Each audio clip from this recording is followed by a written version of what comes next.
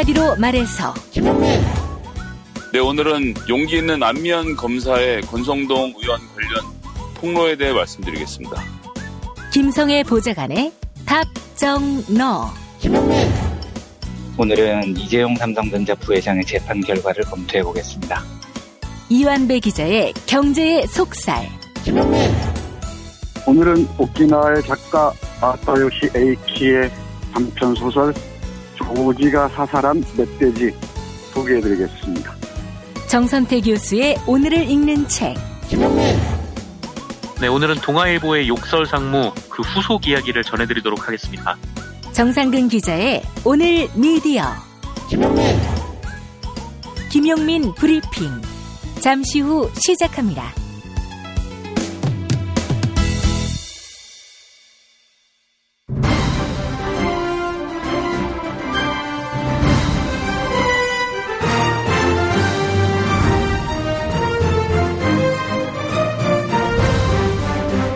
김용민 브리핑.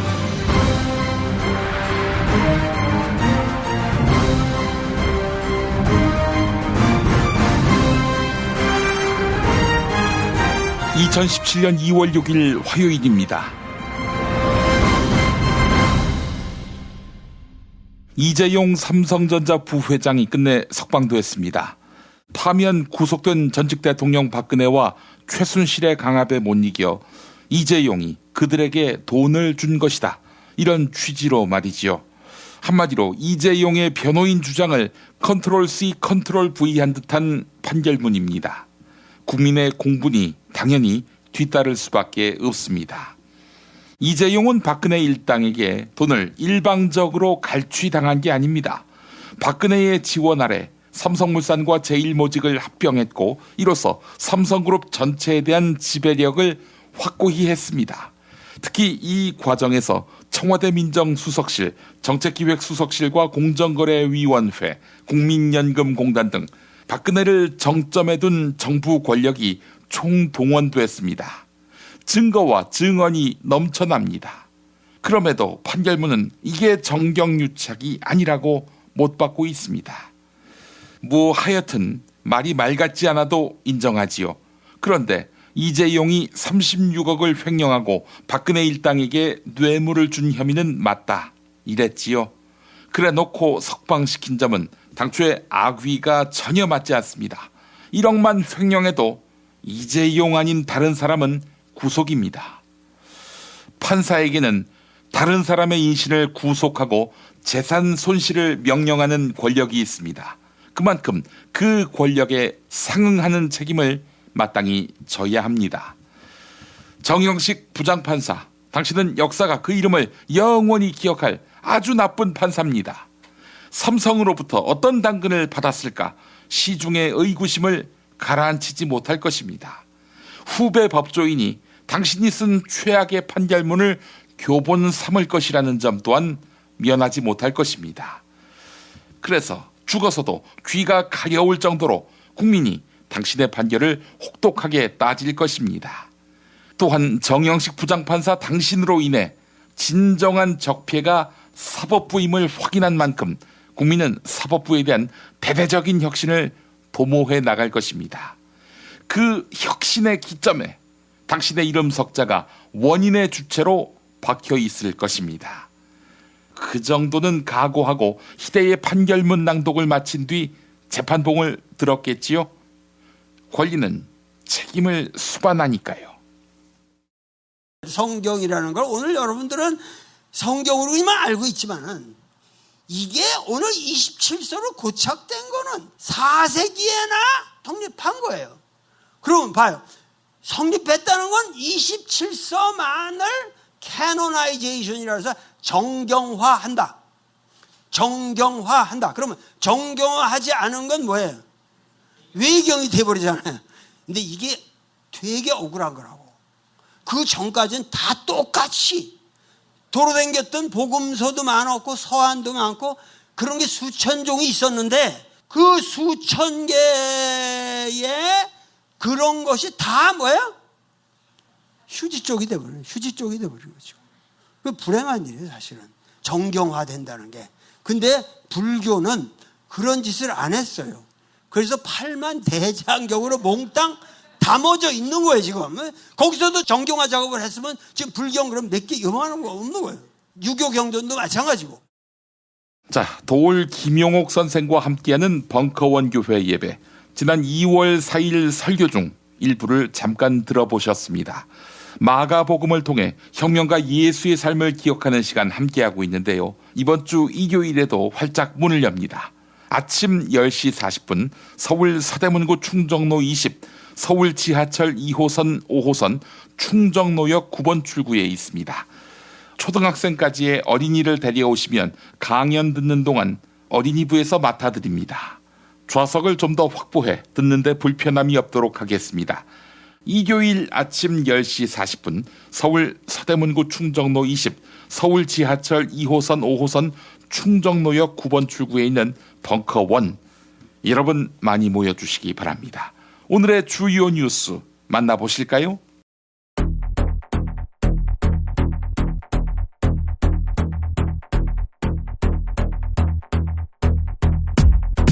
박근혜 전 대통령과 최순실에게 뇌물을 준 혐의를 받고 있는 이재용 삼성전자 부회장이 2심에서 집행유예로 석방됐습니다. 그동안 재벌들에게는 유죄를 판결하면서도 집행유예로 풀어주는 일종의 공식 같은 게 관찰돼 왔었죠. 1조 5천억 원대의 분식회계를 벌였던 SK그룹 최태원 회장이나 1,000억 원대의 비자금을 조성했던 현대차 정몽구 회장 모두 법원으로부터 똑같은 판결을 받았습니다. 징역 3년에 집행유예 5년, 즉 3년의 징역형을 5년 동안 미룬다는 것입니다. 이 때문에 법원이 대기업 관련 재판에서는 억지로 3년 이하의 형량을 맞추고 있다, 이런 비판을 받고 있습니다. 검찰이 어제 MB의 집사 김백준 전 청와대 총무기획관을 구속 기소했습니다. 이명박 정부 시절 국가정보원으로부터 4억 원의 특수활동비를 수수한 혐의인데요. 공소장에서 검찰은 이명박 전 대통령이 주범, 김백준 전 기획관은 방조범이란 입장을 분명히 했습니다. 이에 MB 측은 짜맞추기식 수사라며 검찰을 강하게 비판했습니다. 친이명박계인 조혜진 전 의원의 발언 들어보시죠. 어떤 말씀을 좀 전하시던가요? 무리한 수사라고 생각하시는 것 같아요. 검찰은 다스의 비밀창고 압수수색 과정에서 이명박 정부 시절 생산된 대통령 기록물을 찾아냈는데요. 이에 이명박 전 대통령 측은 국가기록원에 공문을 보내 검찰이 찾은 문건들을 대통령 지정 기록물로 봉인해달라, 이렇게 요청한 것으로 확인됐습니다. 검찰이 이 기록들을 증거로 제출하는 것을 막아보려는 꼼수로 보입니다. 문재인 대통령이 국회 합의를 기다릴 수만은 없다며 정부에 개헌안을 마련하라고 지시했습니다. 대통령 자문기구인 정책기획위원회를 중심으로 대통령 개헌안을 준비해달라고 지시한 것입니다. 청와대는 지금이라도 국회가 합의안을 마련한다면 대통령이 직접 나서지 않겠다고 밝혔습니다.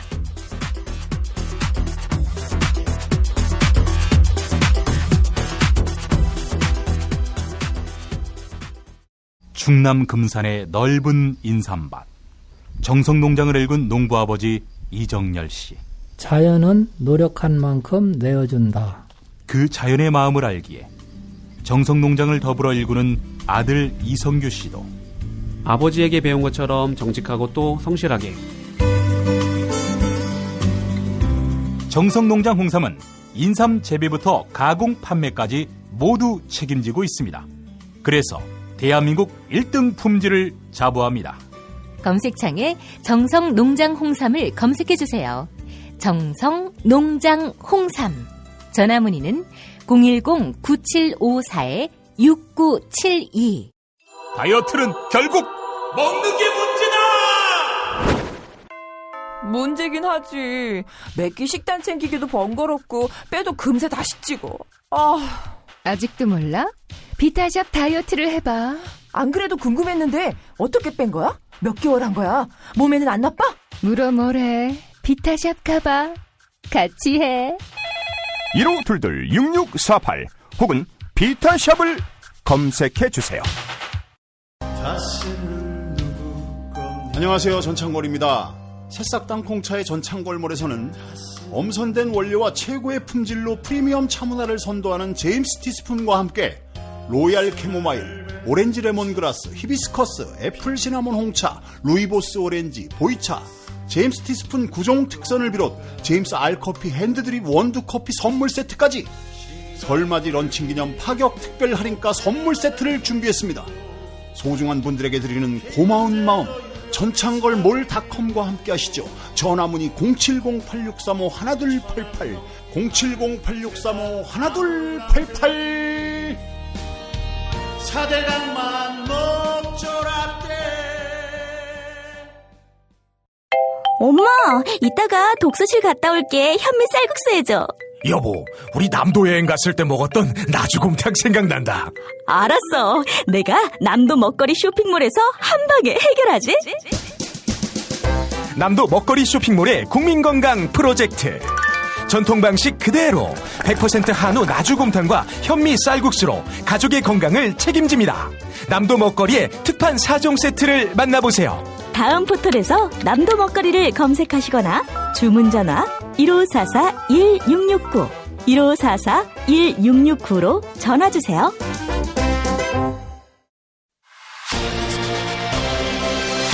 답은 이미 정해져 있으니 너는 대답만 해라고 하는 답정모. 아닌데, 답은 정치인데 너만 몰라. 이건데.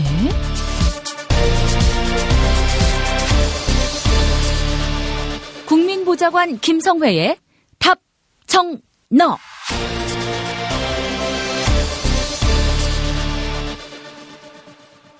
김성회 보좌관과 함께하는 시간입니다. 김 보좌관님. 네, 안녕하세요. 네, 오늘 할 얘기가 많습니다. 네, 뭐 도저히 안녕하다고 말씀드리기 어려운 상황이네요. 예. 권성동 이야기도 있고 정영식 이야기도 있고요. 오늘의 문제적 인물들 한번 세부적으로 살펴볼 텐데, 우선 그 권성동 국회 법사위원장, 아니 이 양반이 자기 관련한 수사 무마시키려고 외압을 행사했다. 뭐 이런 의혹만으로도 사실 법사위원장 내려놔야 되는 거 아닙니까? 예, 그렇습니다. 뭐 추후에 유무죄 여부는 판결이 나겠지만 현직 검사, 뭐 검사 동일차란 말을 할 필요도 없이 검찰 조직이라는 것이 우리나라에서 가장 막강하면서도 상명하복이 가장 잘 먹히는 조직인데, 예.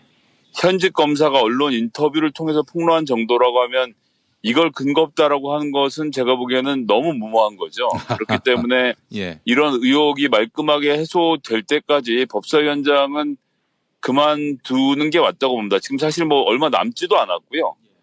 국회는 상반기 2년, 하반기 2년 이렇게 해서 상임위원회를 구성을 하는데요. 2018년 6월까지가 상반기 상임위원회입니다. 그래서 권성동 법사위원장의 임기 자체가 현재로도 이제 5개월 남짓 남아있는 상태이기 때문에요. 지금 그만두는 것이 당연하지 않는가라는 말씀 먼저 드리겠습니다. 근데 사실 법사위원장 자리에 있으면은 이게 어떤 권한이 있는지 이 부분도 한번 좀 살펴볼 필요가 있는데, 제가 알고 있기로는 검찰의 고위 인사들을 불러다 놓고 야단치고 뭐 다그치고 그렇게 할 권한이 있는 거 아니겠습니까?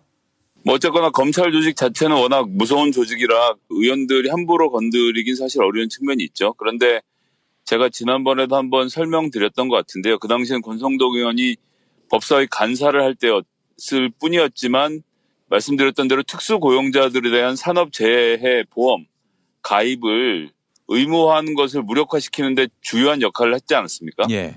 근데 위원장이 법안 통과를 안 시키겠다고 해버리면 그건 그냥 거기서 끝입니다. 끝. 뭐 더 이상 얘기를 할 게 없는 것이고, 그것은 무슨 얘기냐 하면 법사위는 전통적으로 야당에게 주거든요. 예.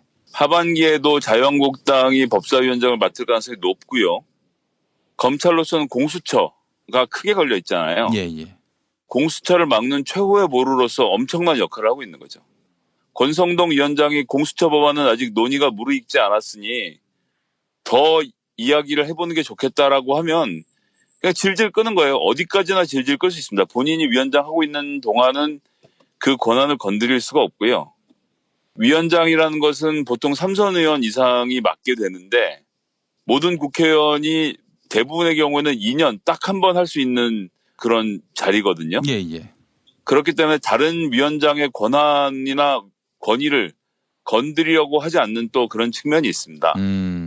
왜냐하면 그것은 이제 법적으로 보장된 기간이기 때문에. 예. 그래서 권성동 위원장이 있는 2년 동안 뭐 제 생각에는 검찰 쪽과의 이야기가 됐다면 공수처만큼은 내가 책임지고 막아주겠다라는 약속을 하는 것이 가능한 구조라고 저는 보고 있습니다. 이게 단순히 가오 잡는 정도가 아니라 실질적으로 빠터가 가능한 그런 막강한 힘이 있는 자리군요. 위원장이 의사봉을 두들기지 않으면 회의가 진행되지 않는 것이 기본 아니겠습니까? 예. 그렇기 때문에 간사와 위원장 중에서 한두 사람만 집중적으로 공략해서 이야기가 끝나면 나머지 뭐 민주주의고 뭐고 다 소용없습니다. 그냥 위원장이 안 하겠다면 안 해버리는 것이고, 특히나 공수처는 어떻게 됐건 간에 논란이 있다라고 보수 언론에서 계속 주장을 하면서 여론을 반으로 나누려고 노력을 해왔지 않습니까? 예. 국민은 80%가 지지를 하고 있는 그런 내용이지만 어쨌든 자유한국당 입장에서는 여전히 논란의 여지가 있으니 검경의 수사권, 기소권 분리와 함께 논의를 해야 하니, 그래서 무슨 핑계를 대서라도 미루면 계속 미룰 수 있는, 거꾸로 얘기하면 위원장이 그 법안 가져와라고 하면 또 바로 통과를 시킬 수 있는, 그렇다고 해서 그냥 되는 건 아닙니다만 어쨌거나 협상의 과정에서 위원장의 역할은 지대하기 때문에요.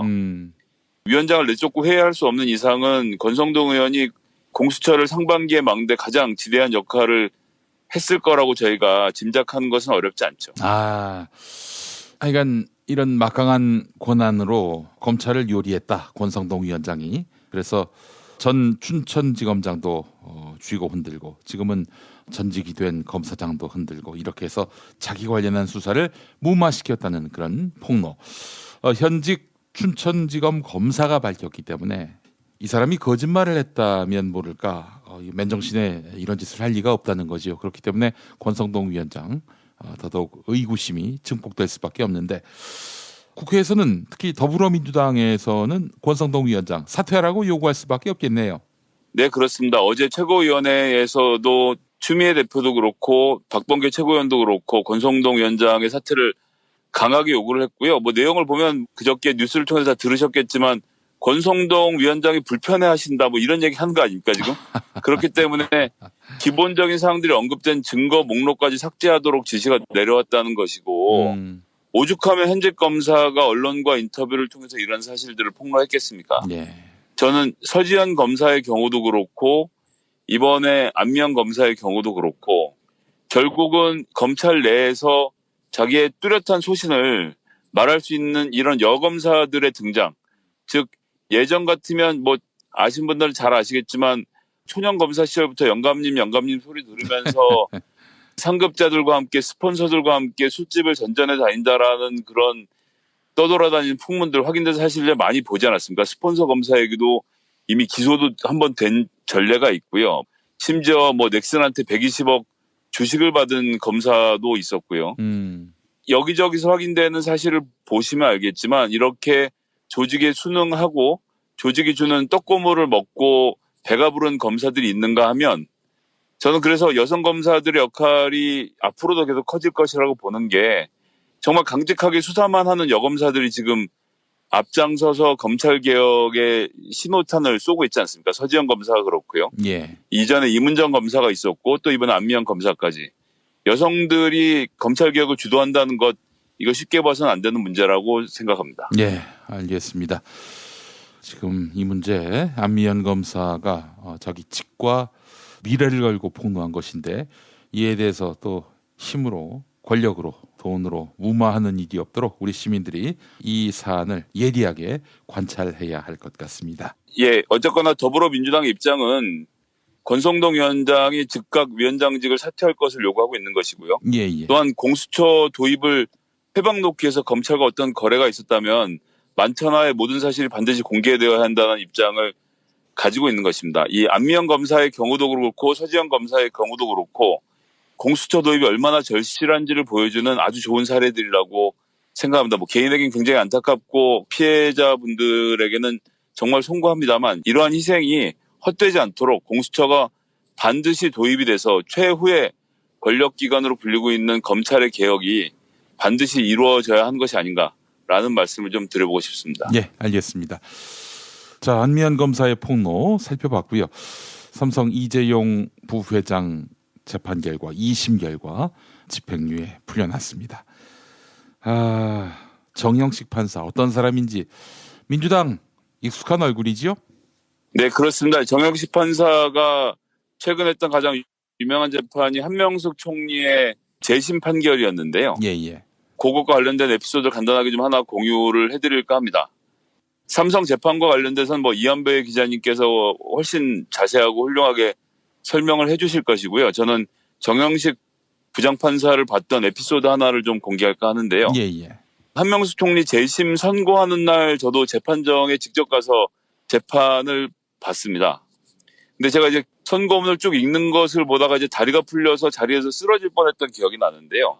내용이 이런 거였습니다. 그게 뭐냐면 당시 1심에서 자기가 한명숙 총리에게 뇌물을 줬다는 사실 자체가 거짓말이라고 폭로를 했던 한 사장이 돈을 주는 과정을 검찰에 진술하면서 뭐라고 했냐 하면 회사에 출근했다가 돈 봉투를 들고 한명숙 총리 자택으로 가서 백주 대낮에 길거리에서 트렁크를 열고 3억 원을 전달했다 이런 거 아닙니까?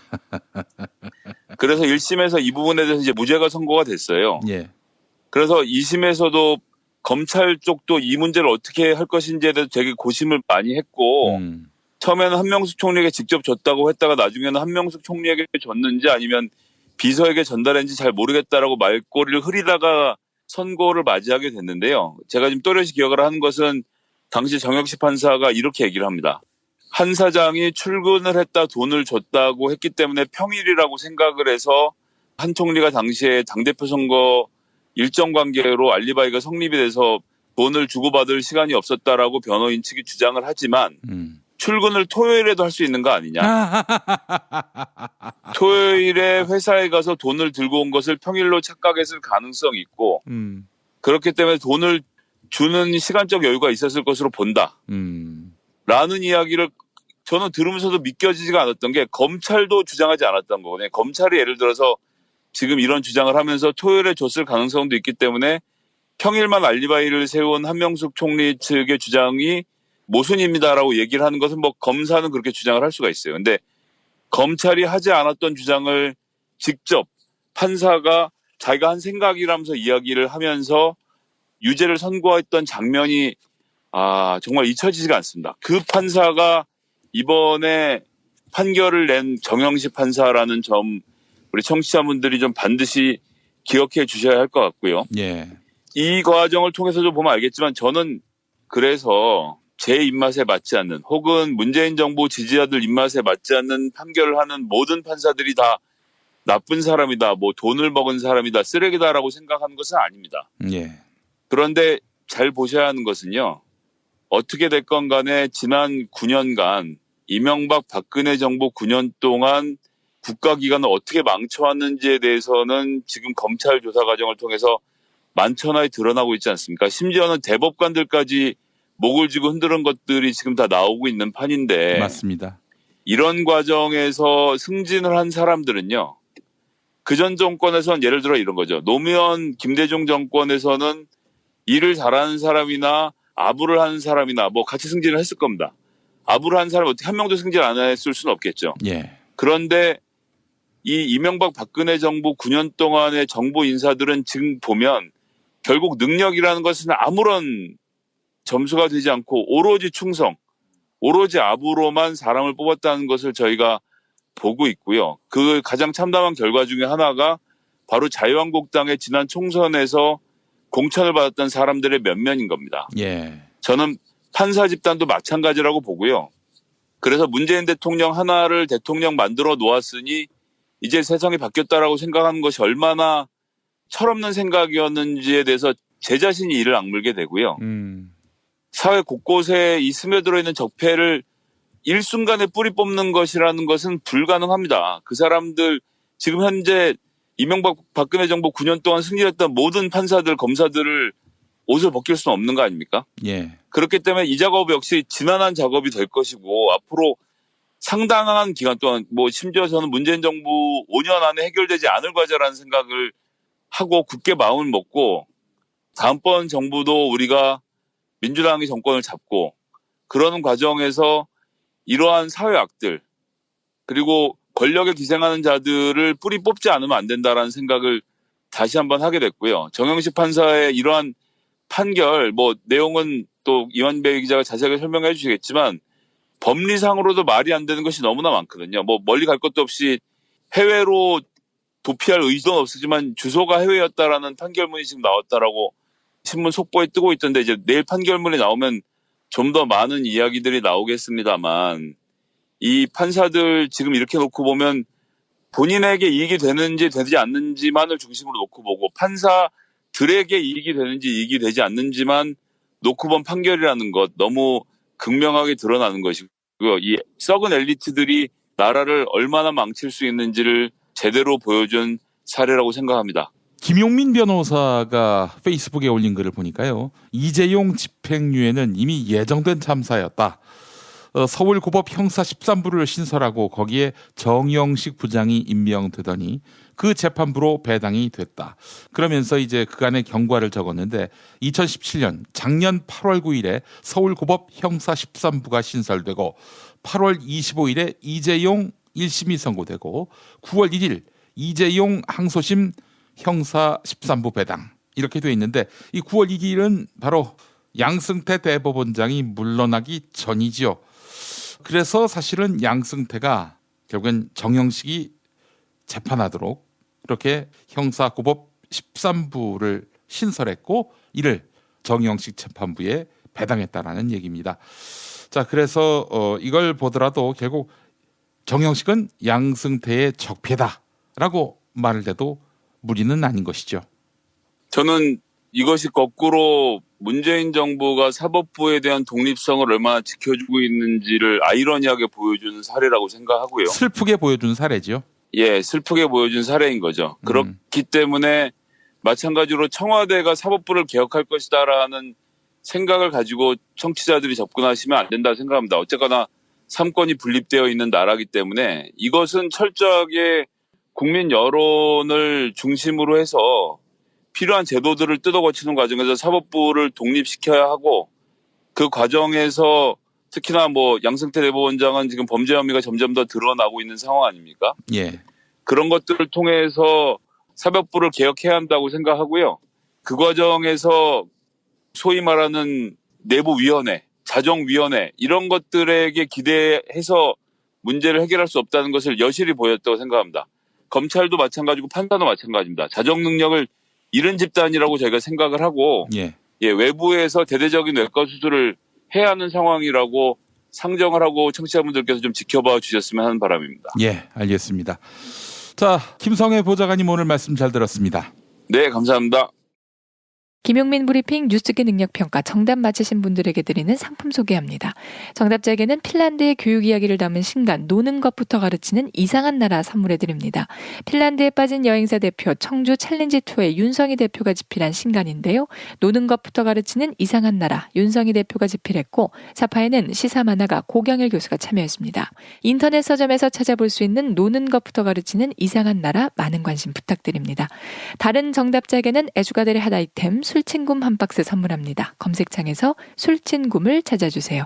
금요일 정답자 가운데 한 분께는 남도 먹거리에서 협찬하는 식품 꾸러미 상품 보내드립니다. 인터넷 주소창에 남도먹거리.kr을 입력해주세요.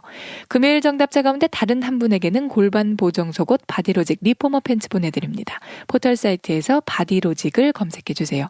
금요일 정답자 가운데 다른 한 분에게는 머문빌리지 이용권 격주로 보내드립니다. 총 3,000평의 대지와 건물 2동을 오직 한 팀에게만 서비스합니다. 애청자 여러분의 성원에 힘입어서 일요일과 평일 가격을 대폭 낮춘 머문빌리지 할인 행사를 진행하고 있습니다. 포털 사이트에서 머문빌리지를 찾아주세요. 클로징에서 사연 소개된 분께는 별을 따다 구운 가지에서 만든 강릉 두부도넛 선물합니다. 주문 전화 033-646-2668 인터넷 주문 베이킹파머.co.kr입니다. 팟빵 게시판에 사연과 함께 이메일 주소 올려주세요. 김용민 브리핑 뉴스기 능력평가 오늘도 많은 참여 바랍니다. 심심할 땐 좀 봐라. 피곤할 땐, 짜증날 땐 좀 봐라. 배고플 땐 좀 봐라. 화가 날 땐, 우울할 땐 좀 봐라. 좀 봐라. 좀 봐라. 좀봐라가 뭔데? 유튜브에서 좀봐라를 검색해봐. 무료로 웹 애니메이션을 볼 수 있는 채널 좀봐라 TV. 손에 좌우지장지지지 이정현입니다. 중상 설날이 명절 선물 가성비 최고 고르시나요? 바보 멸치 선물 세트 추천합니다. 부담없는 가격대와 모두가 좋아하는 멸치와 김, 국물팩 등 알차게 구성했습니다. 명절 선물 결제하기 어렵다면 고민하지 말고 바보 멸치 선물 세트 가자. 검색창에 바보 멸치를 입력하시거나 02-587-3599 02-587-3599로 전화주세요. 좀 봐주시오. 운전자를 위한 꿀팁 7,000원 운전자 보험 카페. 알고 계세요? 교통사고가 나면 형사합의금, 벌금, 변호사 비용 이거 자동차 보험에서는 보장 못해요. 운전자 상해까지도 책임져드리는 7,000원 운전자 보험 카페. 버스, 택시, 트럭 등 영업용 차량 운전자를 위한 12,500원 운전자 보험 카페도 있습니다. 실손, 부모님 건강, 자녀 보험도 안내해드립니다. 02849-9730 연중 무휴라 언제든 02849-9730. 최저임금, 꼼수, 불법 신고하세요. 최저임금 올랐다는데 내 월급만 안 올랐네. 신고하세요. 민중당 최저임금 119 운동본부. 상여금을 기본급에 포함시킨다고? 신고하세요. 민중당 최저임금 119 운동본부. 근로시간 줄이기, 식대 기본급에 끼워 넣기. 신고하세요. 070-5118-2119 카카오톡 검색창에 최저임금 119 운동본부를 검색하세요. 최저임금 지키는 민중당. 야, 너 홍어 판다 그랬지? 팔지. 근데 홍어가 진짜 그렇게 몸에 좋아? 아니 끝내준다니까. 우리 엄마 관절염인데? 홍어. 나 숙취는? 홍어. 마누라 다이어트는? 홍어. 큰이 뭐 변비? 홍어. 작은 형 소화불량은? 홍어. 여동생 피부? 홍어. 큰 누나 주름? 홍어. 명절 때 선물은? 홍어라니까. 근데 비싸지? 열라 싸고 열라 맛있는 홍어가 있다니까. 어디? 알싸한 홍어. 1599-6456.com 혹은 1599-6456 전화 주문도 가능합니다.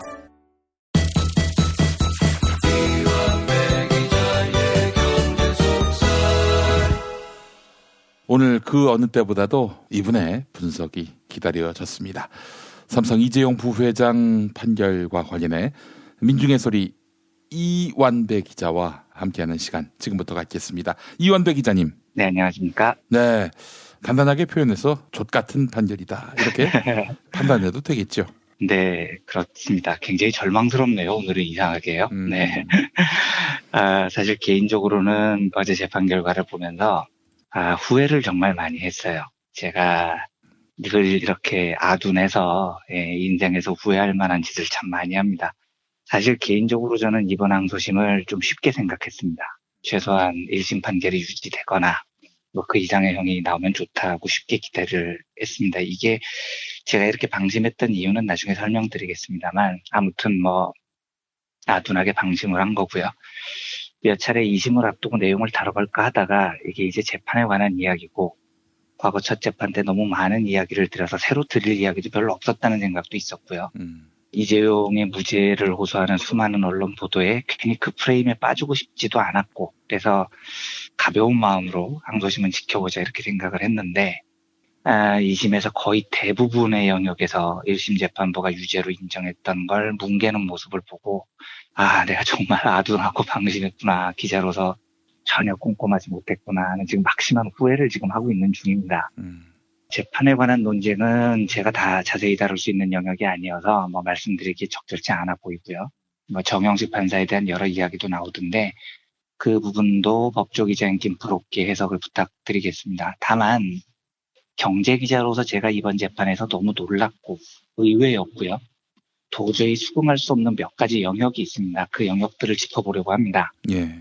재판부가 이번 사건을 보는 시각을 한마디로 요약을 하면 요구형 뇌물이었다는 거죠. 그러니까 2심 재판부도 무죄라고는 이야기를 하지 않았어요. 집행유예니까요. 다만 뇌물은 뇌물인데 이재용이 필요에 의해 뇌물을 주고 대가를 요구한 게 아니고 박근혜 최순실이 강압적으로 뇌물을 달라고 했고 이재용은 쫄아서 돈을 바쳤다. 뭐 이 판단이 핵심인 것처럼 보입니다. 그러면서 판단한 부분이 이재용이 경영승계를 위해서 부정청탁을 했다는 사실을 인정하지 않았다는 겁니다. 그런데 제가 도저히 수긍할 수 없었던 건 예를 들어서 재판부가 이재용이 경영승계를 위해서 부정청탁을 했다는 사실을 입증하지 못했다. 이렇게 말했다면 제가 조금 수긍이 갔을 것 같아요. 그러니까 청탁을 했을 가능성이 높고 정황도 그런데 증거가 부족하다 이랬으면 제가 먼지만큼이라도 수긍을 했을 겁니다. 그런데 재판부 판단이 뭐냐면 삼성그룹 소속 계열사들이 추진한 일부 현안이 성공할 경우 이 부회장의 삼성전자 및 삼성생명에 대한 지배력 확보에 직간접적으로 유리한 효과가 있다는 점을 부인할 수 없다. 하지만 이는 계열사들의 경영상 필요나 목적성이 있고 이 부회장에게 미치는 효과의 크기도 주관적이다. 이렇게 적어놨더라고요. 이 무슨 소리냐면 삼성그룹 소속 계열사들이 추진한 일부 현안이 성공할 경우라는 건 삼성물산하고 제일모직하고 합병한 걸 뜻하는 겁니다. 그렇죠.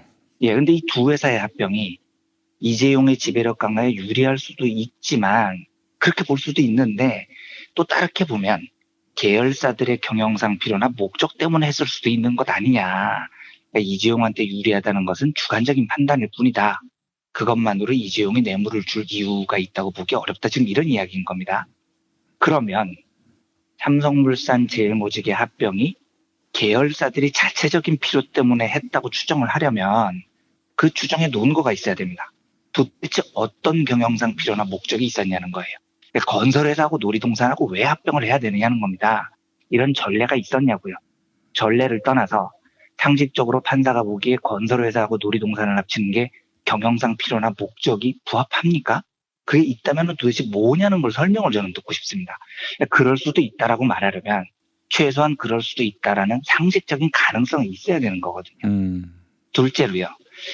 이재용의 지배력 강화에 유리할 수도 있지만 그것도 주관적이다. 이런 판단이에요. 그러니까 당시 모든 증권사 보고서, 모든 언론 보도가 제일모직하고 삼성물산이 합병을 하면, 이 황당한 합병을 하면요. 드디어 이재용의 3세 승계가 완성됐다라고 떠들었다고요. 심지어 삼성의 제일 적대적이었던 민중의 소리조차도 제가 기사를 썼는데 기분은 진짜 역같지만 이번 합병으로 삼성의 이재용 3세 승계가 완성됐다는 사실을 저도 인정했습니다. 그러니까 대한민국에서 두 회사의 합병으로 이재용의 3세 승계가 완성됐다고 인정하지 않은 사람이 있으면 나와보라고 하라고요. 그런데 재판부는 삼성물산과 제일모직의 합병이 이재용 지배력 강화에 유리할 수도 있지만 그건 주관적인 판단이다 라는 말 한마디로 이걸 뭉개버렸습니다. 그건 판사 네 머리에서 제가 보기에는 지어낸 소설이에요. 이재용을 칭송하는 모든 언론도 이재용에게 유리한 합병이라고 좋아했고 반대하는 저조차도 이재용한테 유리하다는 사실을 인정했고 해외 투자자들도 그게 이재용의 3세 승계라는 걸 인정했는데 왜 판사 너만 그게 주관적인 판단이라고 이야기를 하냐는 겁니다. 그걸 지금 주관적으로 보는 것 아냐라고 회의하는 자는 이번 재판에서 이재용과 변호사, 얘네들은 이제 그걸 주장을 하고 있는 거니까요. 그 두 쪽 빼고 나면 전 세계에서 판사 너 하나밖에 없습니다. 지금요. 설명을 해야 돼요. 지금 이 문제는요. 셋째는 판결이 이래요. 이재용이 박근혜에게 어떠한 이익이나 특혜를 요구했거나 실제로 취득했다고 볼 증거가 없다. 삼성전자의 계열사에 대해서는 개별 현안이 있었어도 피고인들이 박 전 대통령에게 어떠한 청탁을 요구했다는 점을 인정하기 어렵다. 이렇게 얘기를 합니다. 그러니까 쉽게 말씀드리면 이재용은 특혜를 요청한 적이 없다는 거죠. 그런데 이게 그 법적으로 다툰 건 제가 잘 모르겠고요. 사법적으로 제 상식으로는 말이 안 돼요. 왜냐하면 판사는 개인이 아닌 거지 않습니까? 대한민국 사법부라는 큰 틀 속에서 있는 거죠. 그래서 제 상식으로 판사가 판결을 할 때는 연관된 사건이 있으면 그 연관된 사건의 판결을 존중을 합니다. 판례를 중시를 하는 이유도 판사 개인이 꼴리는 대로 판단을 해서는 안 된다는 거예요. 사법부가 총체적으로 내린 판단을 판사들이 존중해야 된다는 뜻입니다. 그런데 삼성물산과 제일모직 합병 당시에 이 합병이 정말 아슬아슬한 차이로 통과가 됐거든요. 66.7%의 찬성표를 받아야 통과가 되는데 당시 합병 찬성표가 69.53%였어요. 그러니까 한 3% 많았습니다. 진짜 아슬아슬하게 통과를 한 거죠. 그리고 그 아슬아슬한 통과에 결정적인 역할을 한 게 국민연금입니다. 국민연금이 11.21%나 되는 몰표를 찬성으로 던졌거든요. 근데 문제는 이겁니다. 국민연금이 11.2%의 몰표를 던진 그 사건에 대해서 정영식 판사 당신 말고요. 다른 재판부가 어떻게 판단을 했냐를 보자는 겁니다. 이 결정을 국민연금관리공단이 주도를 했고 그 주도한 자가 문용표 당시 국민연금관리공단 이사장 그리고 홍한선 전 국민연금공단 기금운용본부장 2명이 했습니다. 그런데 이 두 사람에 대한 재판은 지금 2심까지 맞춰진 상태입니다. 결과가 어땠느냐. 1심, 2심 모두 징역 2년 6개월 유죄입니다. 이게 서울고법 형사 10부가 이미 문영표와 홍완선은 유죄라고 판결을 했다고요. 이번에 이재용을 집행유예로 풀어준 곳이 서울고법 형사 13부입니다. 근데 바로 옆에 부서인 형사 10부는 문영표와 홍완선을 유죄라고 2심까지 판단을 했어요. 어쩌라는 겁니까? 바로 옆 부서에서 2달 반 전에 내린 판결을 이렇게 그냥 쌩까도 되는 건가요? 그러니까 정현식 판사는 판례, 관련 사건의 사법 판단 다 무시하고 독거다이로 지금 판단을 내린 겁니다. 당시 형사 10부가 내린 판결을 보면요. 국민연금기금 관리 운영 총괄하는 복지부 장관인 피고인 문영표가 공단에 대한 지도 감독권을 남용해 복지부 공무원들을 통해 홍완선 등으로 하여금 합병 찬성을 유도하게 해 의무 없는 일을 하도록 했다. 국민연금공단의 불리한 합병 비율에도 투자위원회의 찬성을 의결하게 한 혐의로 홍 전 부부장에게 징역 2년 6개월을 선고한다. 피고인 홍완선은 투자위원회 일부 위원에게 찬성을 권유하고 조작된 합병 시너지 수치를 설명하도록 해 찬성을 유도했다. 이재용 등 삼성 대주주에게는 재산상 이익을, 국민연금공단에는 손해를 가하게 그 죄질이 좋지 않다. 이렇게 판결했습니다. 이건 1심, 2심 모두에서 인정된 사실입니다. 이걸 정영식 판사는 어떻게 설명을 할 겁니까? 서울고법이 이미 삼성물산 제일모직 합병에 국민연금이 관여해서 이재용에게 재산의 이익을 줬다고 분명히 판결했다고요. 제가 사실은 이것 때문에 좀 방심을 했어요. 이 재판 결과가 작년 11월이었는데 이 정도면 이재용도 2심에서는 풀려나진 않겠구나라고 마음을 놓은 계기가 이거였습니다. 그러면 이번 정영식 판사의 주장은 이재용이 박근혜에게 뭔가 청탁했다고 보기 어렵다는 거잖아요. 그러면 이재용은 청탁을 안 했는데 문영표하고 홍완선이 알아서 국민연금을 제멋대로 움직여서 이재용에게 이익을 줬다는 얘기인 겁니다. 예. 그러면 문영표하고 홍완선은 바보입니까? 아무런 청탁도 없었는데 지들끼리 삽질하고 지들끼리 감옥을 간 거예요, 지금? 예? 이걸 정영식 판사는 설명할 수 있어야 됩니다. 제가 앞에 얘기를 한 건 서울고법의 판결이었다고요. 이웃집 형사 10부의 판결을 싹 깔아뭉개고 지금 이렇게 얘기를 한 겁니다.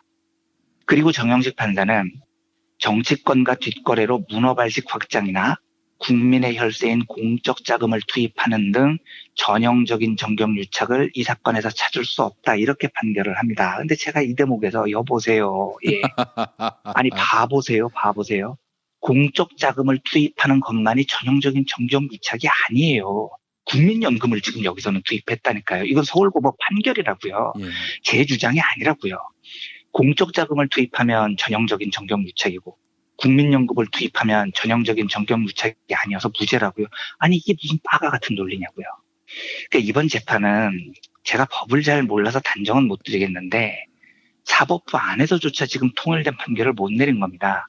문용표는 유죄, 이재용은 청탁 분야에서 무죄. 청탁을 한 놈은 없는데 청탁받고 국민연금을 움직인 놈은 있어요. 이걸 재판부는 설명을 해야 됩니다. 정영식 판사야. 그건 10부 판결이고요. 나는 13부에 이렇게 주장할지 모르겠지만 대한민국 사법체계가 날라리 야바이판도 아니고요. 2달 상간에 서울고법 10부하고 13부가 이렇게 다른 판결을 내려도 되는 거냐고요. 마지막으로 이게 재판에 관한 이야기는 아니고요. 예. 제가 이번 판결 이후에 쏟아지는 수많은 보도를 보면서 느낀 점 한 가지만 더 말씀을 드리겠습니다. 이번 판결이 나오기 전에 모두 3건의 탄원서가 서울고법에 접수가 됐어요. 이재용을 선처해달라는 탄원서죠. 하나는 제가 과거에 방송을 통해서 소개해드렸던 협성회라는 곳이요. 삼성그룹의 협력업체들입니다. 여기서 이제 이재용 석방을 탄원했고요. 나머지 2건은 제가 이제 소개를 안 해드렸거나 못 해드렸던 건데 하나는 박근혜가 자필 탄원서를 보냈습니다. 이게 어제 뒤늦게 밝혀졌습니다. 박근혜가 재판부에다가 이재용 선처해달라 이런 식으로 탄원서를 보냈다는 겁니까? 네, 이걸 지난달 16일에 보냈는데 어제 보도가 됐더라고요. 자필로 A4 용지 4장 분량의 탄원서를 직접 써서 서울고법 형사 13부에 제출했다는 거예요. 여기서 이제 박근혜 주장은 이재용에게 부정한 청탁을 받거나 청탁을 들어준 사실이 없다. 그리고 삼성이 정유라를 지원한 사실도 나는 몰랐다. 그러니까 이재용은 무죄니까 선처를 바란다. 이런 탄원서였대요. 근데 저는 이 탄원서는 아마 세계 재판 역사상 가장 멍청한 탄원서일 것 같습니다. 왜냐하면 이번 재판부는 이재용을 무죄를 주는 상당 부분 대목의 그 이유가 박근혜 네가 진짜 나쁜 놈이고 이재용은 박근혜 이 나쁜 놈의 강압에 쫄아가지고 거절을 못했다. 이런 취지로 지금 판결을 내린 거거든요. 그러니까 이번 판결은 이재용이 무죄를 받으면 박근혜는 더 나쁜 놈이 되는 그런 구조였던 겁니다. 그런데 박근혜는 멍청하게 이재용 선처해주세요. 지금 이 난리를 치고 있었으니까 뭐 너무 한심한 거죠. 근데 이 한심한 짓에 대해서는 더 이야기를 하지 않겠습니다. 다만 제가 관심을 가졌던 탄원서는 2월 3일에요. 국내 벤처기업 1만 4천여 개 회사가 가입돼 있는 벤처기업협회가 탄원서를 낸 대목입니다.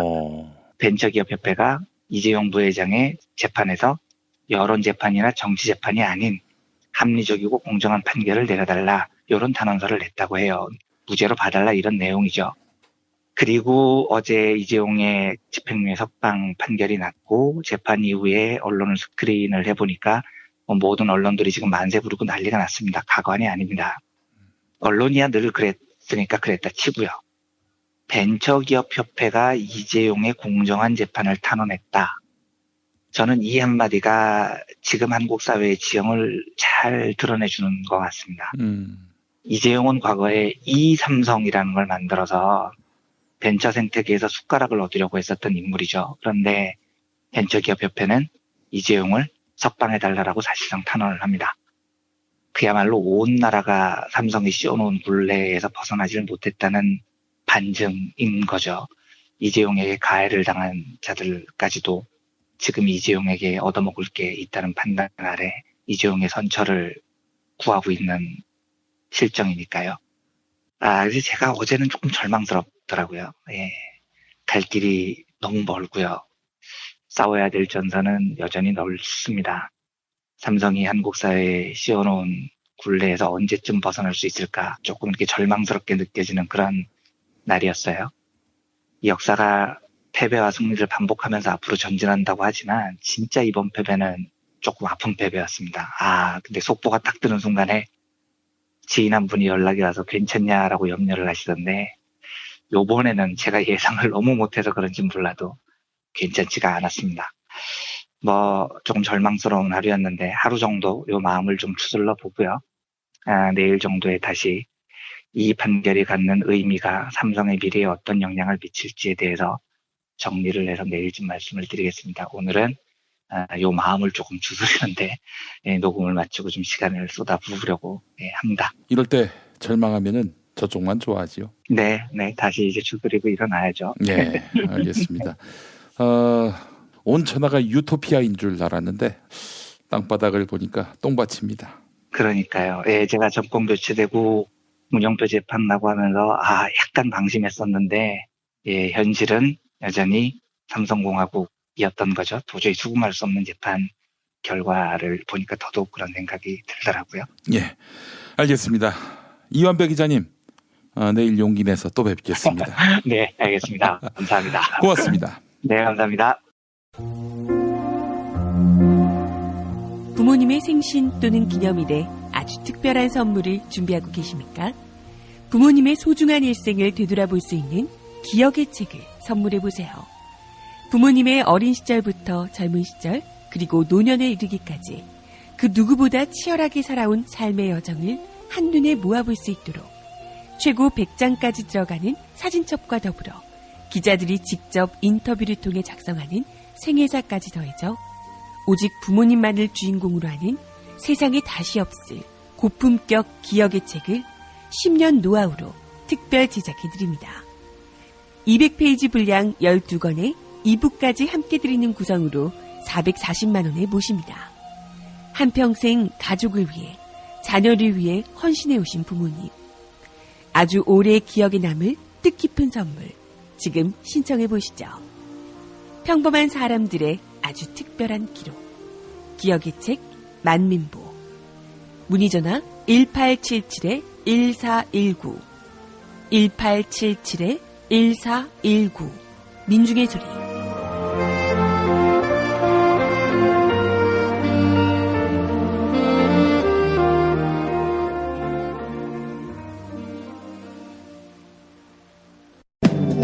진실은 반드시 밝혀진다고. 무엇이 진실입니까? 대통령이라고 하는 지위를 진실을 밝히지 않는 데에 역이용해서. 김보영 아나운서가 함께합니다. 아프니까 팩트다. 팩트다. 안녕하세요. 아프니까 팩트다 김보영입니다.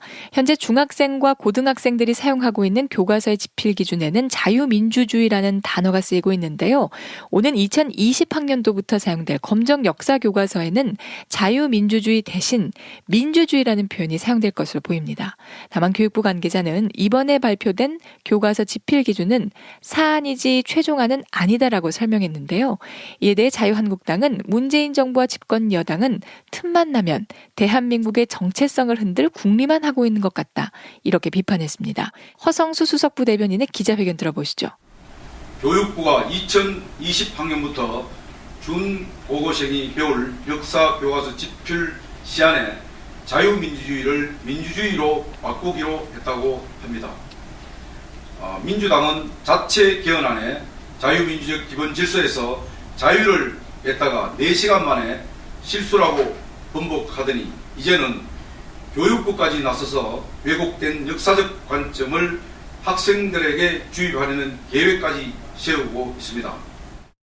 또한 조선일보는 노무현 정부 때인 2007년 교과서 집필 기준이 처음 생기면서 자유민주주의 대신 민주주의라는 용어를 썼다고 주장했습니다. 이에 오마이뉴스가 전국 역사교사 모임 소속 교사들과 함께 과거에 나온 국정교과서들을 모두 분석했는데요. 팩트체크 결과 자유한국당과 조선일보의 주장은 사실과 다른 것으로 확인됐습니다. 박정희 독재정권 시절부터 참여정부 때까지 편찬된 국정교과서의 대단원과 소단원에는 모두 자유민주주의란 용어 대신 민주주의란 말을 썼습니다. 오히려 이명박 정부와 박근혜 정부 때 나온 교과서에만 자유민주주의란 용어가 등장합니다.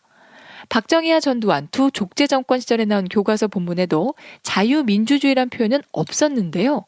노태우 정부 시절 나온 교과서 본문에는 자유민주주의란 말이 한 번 나왔습니다. 그나마 이 용어는 민주당을 설명할 때 자유민주주의 이념을 훼손하지 않으면서 사회 경제적 발전을 도모했다, 이런 평가를 내리기 위해 사용됐습니다. 이어서 김영삼 정부 시절 만들어진 교과서에는 이승만의 독재 정치와 4.19 혁명을 설명하며 자유민주주의라는 용어가 2번 등장하는데요. 이는 이승만을 비판하기 위해 쓴 것으로 보입니다. 이후 김대중 정부와 노무현 정부 시절 나온 교과서들은 이전 정부의 교과서 표현 방식대로 민주주의란 표현을 이어갔습니다. 집필기준 작업 과정에서 기존에 쓰인 민주주의라는 용어를 자유민주주의로 변경한 것은 이명박 정부 시절이었습니다. 당시 집필기준 작업에는 이명희 교수를 포함해 이른바 뉴라이트 인사들이 참여했습니다. 지금까지 아프니까 팩트다였습니다. 골반 잡자 바로 잡자 바디로직, 허리 통증 바로 잡자 바디로직, 몸매 교정 바로 잡자 바디로직, 자세가 좋아지는 골반 교정 타이즈 바디로직, 검색창에 골반 교정 바디로직. 삐딱한 남성 골반 허리에도 역시 바디로직입니다. 바디로직의 효과를 못 느끼셨다면 100% 환불해드립니다. 자세한 환불 조건은 홈페이지를 참조하세요. 팟캐스트가 업어키운 미궁 대장사랑입니다. 올 설날은 유독 기대되는 설날입니다. 늦어도 설날까지는 그분께서 504호에 꼭 입장하시길 바라는 간절한 염원을 담아 미궁 대장사랑에서 2만원만 구매하셔도 총 4,000개의 선물을 쏴드립니다. 그분께 반드시 빅동의 추억을 헌정하겠다는 순결한 집념, 설날 504호 4,000개 헌정 프로젝트, 지금 미궁 대장사랑에서 확인해주세요. 활력이 필요할 땐 뉴트리션 닥터스 콜라겐, 탱탱함이 필요할 땐 뉴트리션 닥터스 콜라겐, 콜라겐은 뉴트리션 닥터스, 콜라겐은 뉴트리션 닥터스. 약국에서 찾으세요. 뉴트리션 닥터스는 약국식품 전문기업입니다. 문의전화 1688-5807, 1688-5807. 안녕하세요. 사과나무 인슈 대표 박재현입니다. 타인의 과도한 권유로 시작된 보험의 적폐, 중복가입, 그만둔 설계사, 계속 오르는 보험료. 이제는 내 스스로 청산할 때입니다. 정직한 사람들이 만드는 바른보험 사과나무 인슈는 검증된 통계를 바탕으로 한 알파고급 보장 분석을 통해 보험 불만 제로에 도전합니다. 내게 맞는 보험을 직접 리모델링하세요. 1877-6604 바른보험 사과나무 인슈. 스페이드 퀴즈입니다. 돌잔치, 칠순잔치, 가게 홍보, 체육대회, 창사기념일. 정답! 기념품! 문제를 끝까지 들으셔야죠. 이럴 때 사용하는 판촉물이나 기념품, 답례품, 단체 선물 등을 취급하는 전문업체로서 국민을 위해 제대로 일하는 언론과 정당에 후원을 하는 판촉물 전문업체는 어디일까요? 정답! 네피알! 네? 어디라고요? 네피알! 네, 정답입니다. 판촉물이나 단체 선물이 필요할 때 이왕이면 우리 편 회사 네피알을 찾아주세요. 인터넷 검색창에 네피알을 치시거나 032-519-4800으로 전화주시면 친절하게 상담해드립니다. 그런데 상품은 뭔가요? 네피알에 가서 고르세요. 3만 가지가 넘는 물품이 있어요.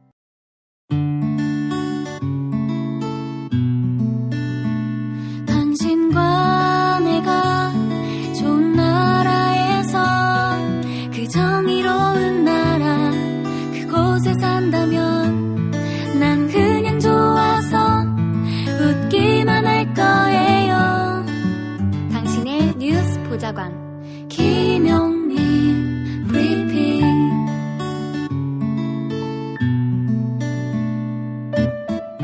대한민국 뉴스 브리핑의 선두주자 김용민 브리핑. 계속해서 김보영 아나운서가 오늘의 날씨를 전해드립니다. 날씨를 전해드립니다. 전국 대부분 지역에 한파특보가 계속되면서 어제보다 기온이 더 떨어졌습니다. 아침 기온 서울 영하 14도, 대전 영하 12도, 춘천 영하 18도, 대구 영하 10도로 예상되는데요. 찬바람이 불면서 체감온도는 이보다 더 낮겠습니다. 낮 기온은 서울 영하 6도, 광주 영하 3도, 전주 영하 3도, 부산 0도를 나타내겠습니다. 미세먼지 농도는 전국에서 보통 단계를 나타낼 전망입니다. 여기는 대한민국 브리핑 1번지 김용민 브리핑입니다.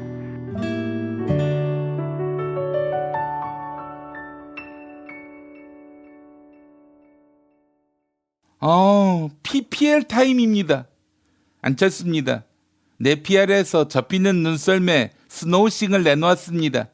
접으면은 A4 용지 크기가 되는 거라 나눠주기도 받아가기도 아주 용이합니다. 자, 스노우싱 판촉물 구매하러 네피알로 가자. 민평당으로는 가지마, 이 씨발. 여러분 안녕하십니까? DJ 이종황입니다. 엄선된 원료와 최고의 품질로 프리미엄 차문화를 선도하는 제임스 티스푼과 전창걸의 새싹 땅콩차가 함께하게 됐습니다. 로얄 캐모마일, 오렌지 레몬 그라스, 히비스커스, 애플 시나몬 홍차, 루이보스 오렌지, 보이차, 그리고 각종 프리미엄 차들이 준비되었습니다. 전창걸몰닷컴과 함께 하시죠. 창걸아, 이 새싹 땅콩차 먹으면은 고추가 땅콩처럼 되는 건 아니겠지? 홍준표입니다. 월 7,000원만 내시면 예기치 못한 운전자 과실사고 대비할 수 있어요.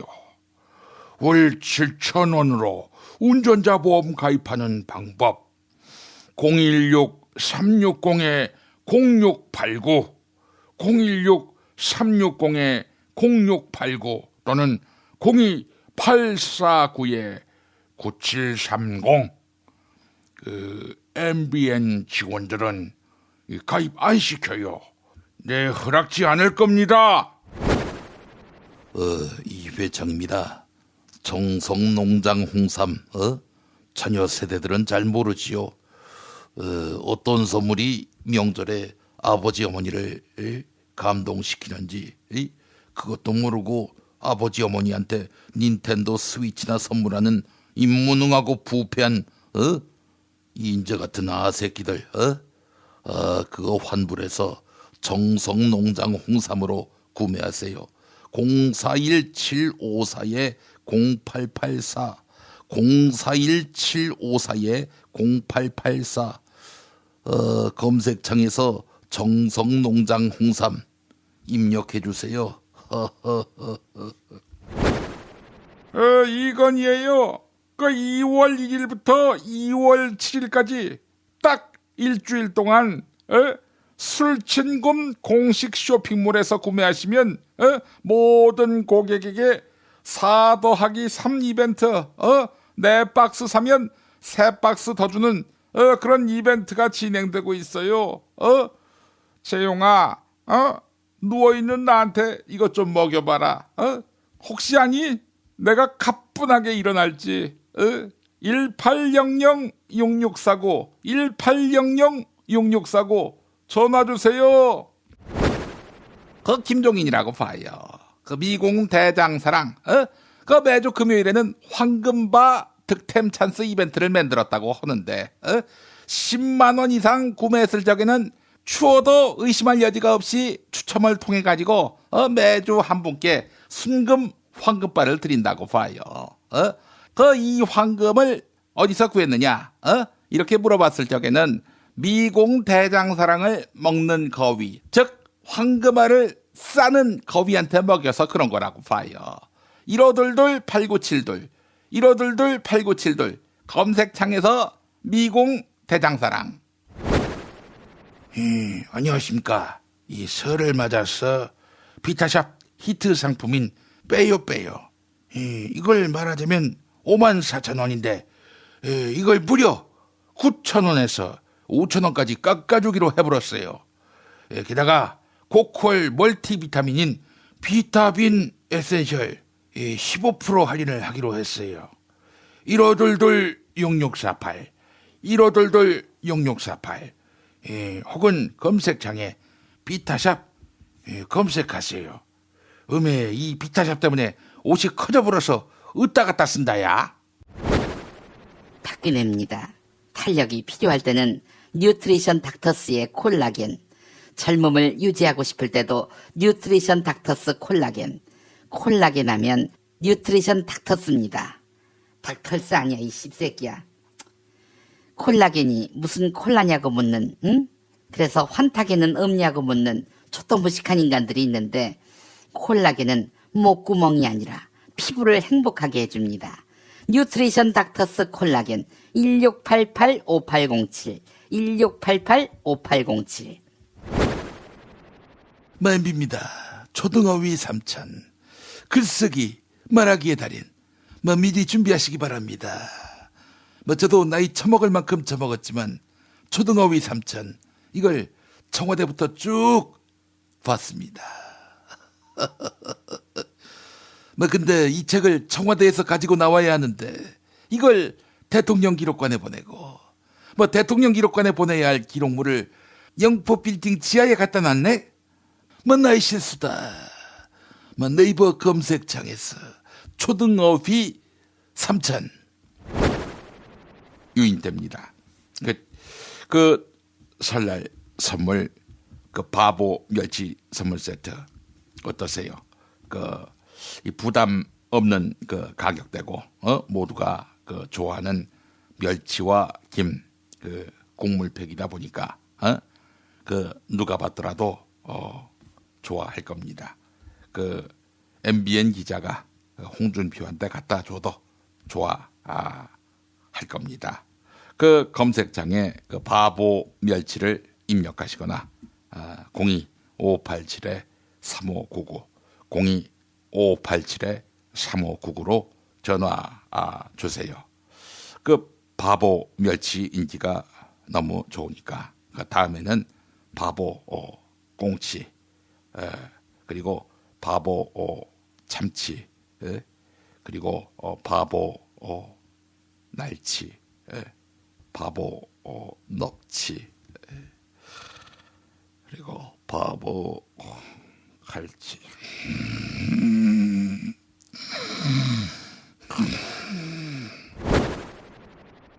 안녕하십니까. 김무성입니다. 비정규직과 청년들의 정당 민중당 비정규직과 청년들의 정당 민중당 기억해 주세요. 청년들에게 희망을 주는 당 민중당 청년들에게 희망을 빼앗아가는 당 자유한국당 씨발 내 틀린 말했어. 이렇게 하지 그럼. 청년들이 망하는 당 자유한국당 아프니까 청춘이다. 아프니까 민중당이다. 이 구속된 전 경제부총리 최경환입니다. 제 임기 중에 그 업적은 이 돈을 퍼주면서 이걸로 집사라고 한 것입니다.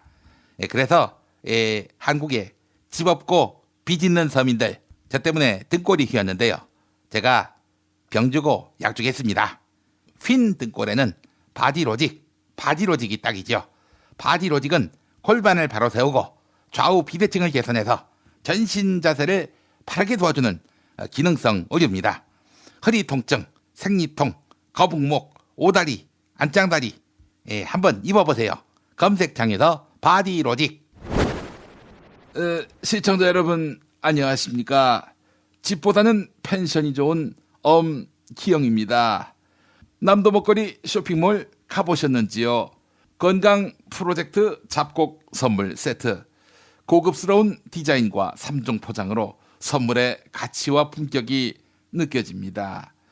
김용민 브리핑 고객님께 30% 특별 할인 판매 중이라고 하는데 특혜 시비가 일고 있습니다. 연보흠 기자가 상세히 전해드리진 않고 혹시 김어준의 뉴스 공장은 40% 할인해 주는 거 아니냐 이렇게 묻는 분들이 있는데 아니라고 합니다.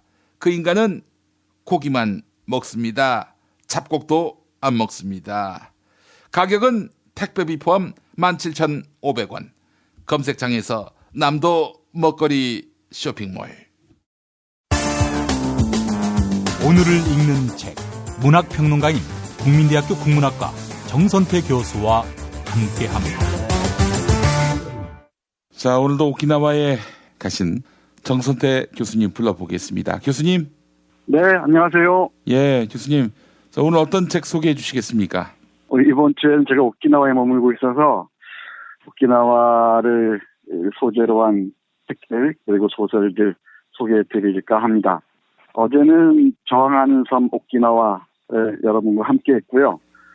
오늘은 현대 오키나와를 대표하는 그리고 일본을 대표하는 작가 중에 한 사람인 마타요시 에이키라는 작가의 조지가 사살한 멧돼지라는 소설 여러분과 함께 하겠습니다. 예. 마타요시 에이키는 오키나와에서 태어난 아주 뛰어난 작가인데요. 주로 오키나와 미군 기지 문제, 그리고 베트남 전쟁에서 오키나와가 한 역할, 그리고 일제말 오키나와에서 조선인을 비롯한 소수민족이 어떻게 탄압했는지 등등에 대해서 폭넓은 통찰을 보여주고 있습니다. 예. 가장 중요한 것은 이 오키나와를 하나의 시작점으로 해서 아시아란 무엇인가, 그리고 아시아에서 미국의 역할이란 무엇인가를 아주 예리하게 묻는 작가로 손꼽힙니다. 예. 그런데 오늘 책을 소개해드리긴 했는데 멀리서 아주 좋지 않은 소식을 들어서 오늘은 방송 녹음할 기운도 없고 힘도 안 나네요. 예, 교수님. 이재용 씨가 집행유예 풀려났다고 하죠? 예. 상식적으로 이해할 수가 없는데 갈 길이 참 먼 것 같습니다. 사법부에 군림하고 있는 오래된 기득권 세력들이 상식적이고 올바른 판단을 했을 리가 없죠. 그래서 우울합니다. 네. 이야기 옆으로 됐습니다만은 마타요시 에이키의 작품집 긴네무의 집에 실려있는 조지가 사살한 멧돼지는 상당히 문제적인 작품입니다. 예. 오키나와만 딱 떠오르는 게 미군 기지잖아요. 예. 그러면은 이 미군 기지가 있으니까 미군들이 주둔해 있지 않겠습니까?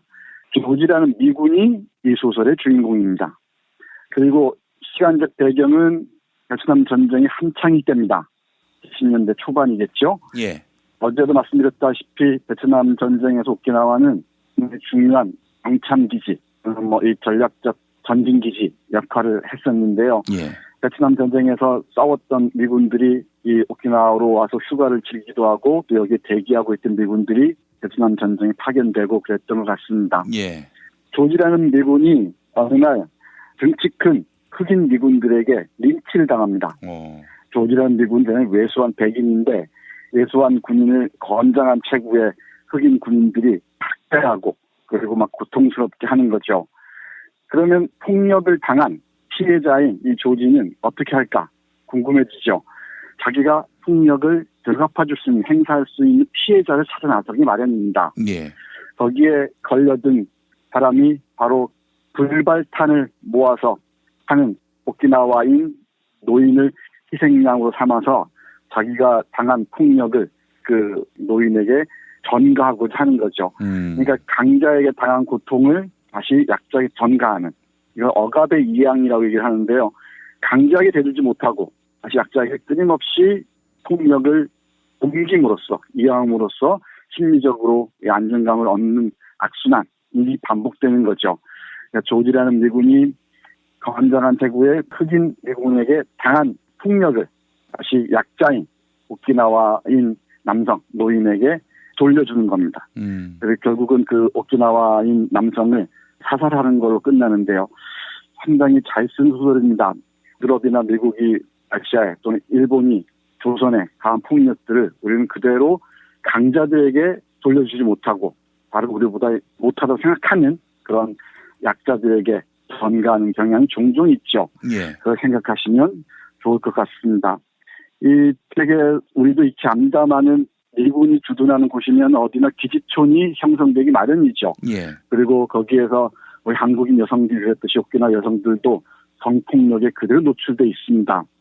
한국에도 기지촌 소설이라는 장르가 있을 정도로 기지촌을 배경하는 작품들이 많이 있는데 예. 이 작품도 미군의 기지촌을 중심으로 해서 미군들이 오키나와인들에게 어떤 식으로 폭력을 행사하는지를 그려볼 수 있는 그런 작품을 볼 수 있을 것 같습니다. 그러니까 단순한 오키나와 문제뿐만 아니고 결국은 아시아의 문제이자 그리고 궁극적으로는 미군이 주둔하고 있는 한국의 정확한 문제이기도 하겠죠. 우리 미선이 효순이 사건은 물론이고요. 윤금이 사건 같은 건 다 기억하실 겁니다. 예. 네, 그런 거 하나하나 기억하시다 보면은 오키나와에서 미군들이 행한 성폭력 이하 수많은 폭력들이 어떤 식으로 드러나는지 쉽게 상상할 수 있을 거라고 생각합니다. 예. 그러니까 조지라는 미군이 늘 듣는 게 그거예요. 뭐 제퍼슨이라는 미군은 어린 여자를 성폭행했다는 둥, 파커라는 미군은 여자네 집 가족이 한참 자고 있는 사이를 노려 중학생을 성폭행했다는 둥, 워싱턴이라는 미군은 호스티스를 성폭행했다는 둥, 이런 얘기를 계속 듣다 보니까 자기도 그 폭력에 전염된 거죠. 아니 근데 그거를 어떻게 자랑할 생각을 할 수 있을까요? 그러니 말입니다. 미군들이 그대로 베트남 전쟁이라는 국가 폭력에 노출된 셈이죠. 그걸 전가하는 방식 약자들에게 가하는 걸로 보시면 될 것 같습니다. 그리고 한국에서도 그렇듯이 오키나와에서 미군 범죄들은 제대로 처벌받지 못하는 경우가 많습니다. 한국의 소파, 주한 미군 지휘에 관한 협정 이런 게 있지 않습니까? 오키나와에도 이 후고령 제87호라는 게 있어서 미군들을 제대로 처벌하지 못한다고 합니다. 그 관련 구절 읽어보겠습니다. 예. 조지가 오키나와인 그 노인을 죽이려고 마음 먹으면서 상상하는 구절입니다. 그러면 군법회의에 처해질까? 군법회의라면 사형에 처해질 리가 없다. 잘 되면 도리어 베트남 전선에 보내지는 것으로 끝난다. 미국으로 송환될지도 모른다. 어쩌면 에밀리와 만날 수 있다. 조지는 걸으면서 실쭉 웃었다. 이 에밀리는 조지의 연인으로 보시면 될 것 같습니다. 계속 볼까요? 하지만 심장의 고통은 사라지지 않는다. 저 노인이 설령 죽었다고 해도 상관없다. 조지는 자신을 타이레도 말했다. 그렇지. 내일 아침 제임스 상관 사모님에게 드라이브를 가자고 해서 저 시체를 보여주겠다. 그러면 제임스도 조금은 나를 다시 보겠지. 아니면 노천에서 사슴을 태우는 곳에서 가솔린을 뿌려서 태워버릴까? 아니지. 화장이고 매장이고 저 남자에게 해줄 가치가 없어. 게다가 나는 이 철망을 타고 넘을 수 없어. 너무 높고 철망 끝에 몇 줄기로 유자철선이 쳐있다. 가장 가까운 게이트에서도 2마일이나 떨어져 있다. 파리가 꼬이고 구더기가 끓고 부패에서 시커먼 집이 나와 땅에 깊이 스며들 때까지 내버려 두자. 그렇다 치더라도 시체에서 저출한 탄환으로 내가 사기했다는 사실은 알 수 있을지도 모르겠다. 두 사람 받겠지. 어떻게 변명해야 할까? 멧돼지에 혼돈했다? 조금 늦은 시각이라고 하고 너무 어두워서 시력이 감퇴했었다고 할까? 그렇지 않으면 기지안에서 철망을 넘어서 밖으로 도망쳤다고 할까? 나는 공중에 대고 두 발 위협 사격을 했다. 그런데도 도망을 쳤다. 나는 어쩔 수 없이 쐈다. 그것은 확실하긴 하다. 기지 안에 오키나와인이 무단으로 침입하면 무엇을 하든 말든 상관없이 바로 사살해도 좋으니까. 네, 이렇게 이어집니다. 그러니까 오키나와인은 미군의 눈에는 멧돼지 한 마리로밖에 보이지 않습니다. 생명을 빼앗는 것은 뭐 별 어려움이 아니죠. 그러니까 자신이 미군 흑인 병사들에게 당한 폭력을 고스란히 약자인 오키나와인에게 전가함으로써 자신의 그 피해를 이런 식으로 되갚으려고 하는 그 심리적 기제를 정확하게 알 수 있을 것 같습니다. 이런 만행이 휩쓸고 간 자리는 폐허의 땅이 돼야 하는데 여기서 또 반성과 성찰이 생겨나고 또 문학이 생겨나니 참 나쁜 짓을 저지르는 자들은 두고두고 정신사적인 그런 정산을 해야 되는구나 하는 그런 생각을 해봤습니다. 네, 맞습니다. 끝까지 책임을 물어야겠죠. 그리고 오키나와에 와서 새삼 당국에 미군이 주둔한다는 것의 의미가 무엇인지, 우리도 여전히 속국의 지위에서 자유롭지 않다는 것을 다시 한번 되새기게 됩니다. 한마디만 덧붙이자면은 오키나와인들이 미군에게 이렇게 고통을 당하지 않았습니까? 일본 본토인들에게도 많은 고통을 당했죠. 근데 이 작가는 또 날카롭게도 오키나와인들이 또 조선인을 학대한 것, 그것도 놓치지 않습니다. 그 작품이 김내무 집이라는 소설인데요. 김내무는 나무의 종류입니다. 상록 화렵스러워 하는데요. 오키나와 용은 많이 볼 수가 있습니다.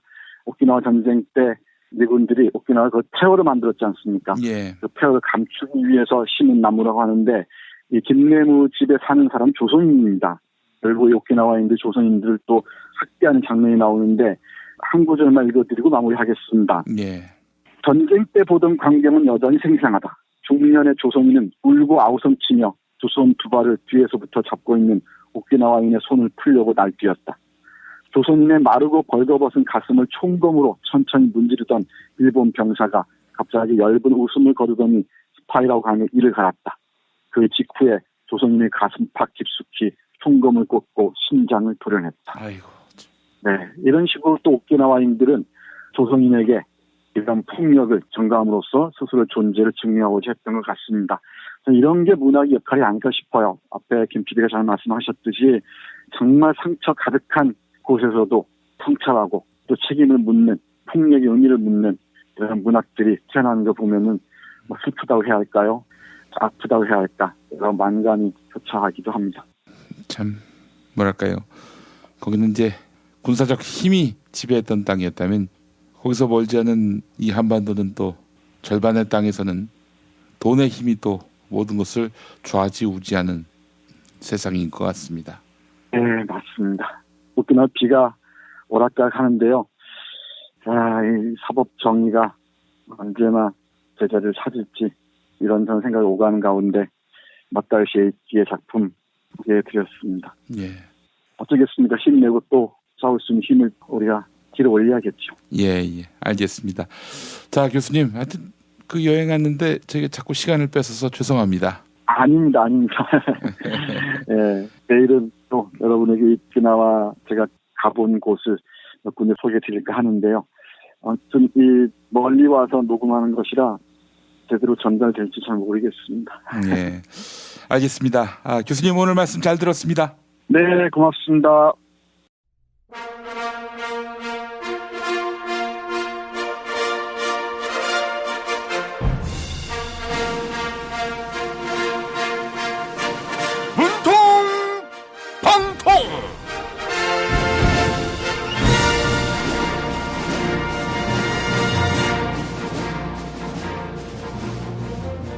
사랑하고 존경하는 국민 여러분, 대통령 문재인입니다. 이제 대통령도 국민 의견을 수렴하여 개헌 준비를 시작할 수밖에 없게 되었습니다. 그런데 개헌보다 사법부 개혁이 먼저다. 이런 국민들의 목소리가 커지고 있습니다. 이재용 삼성전자 부회장을 석방시킨 정영식 판사를 파면해달라. 이런 정원거리 쇄도하고 있는 것입니다.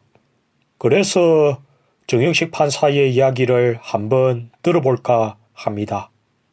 정영식 판사가 청와대로 보내온 편지 읽어볼게요. 문재인 대통령님, 정영식 판사입니다. 어제 이재용 부회장에게 집행유예를 선고했더니 저에 대한 비난이 끊이지 않고 있습니다. 쓰레기다.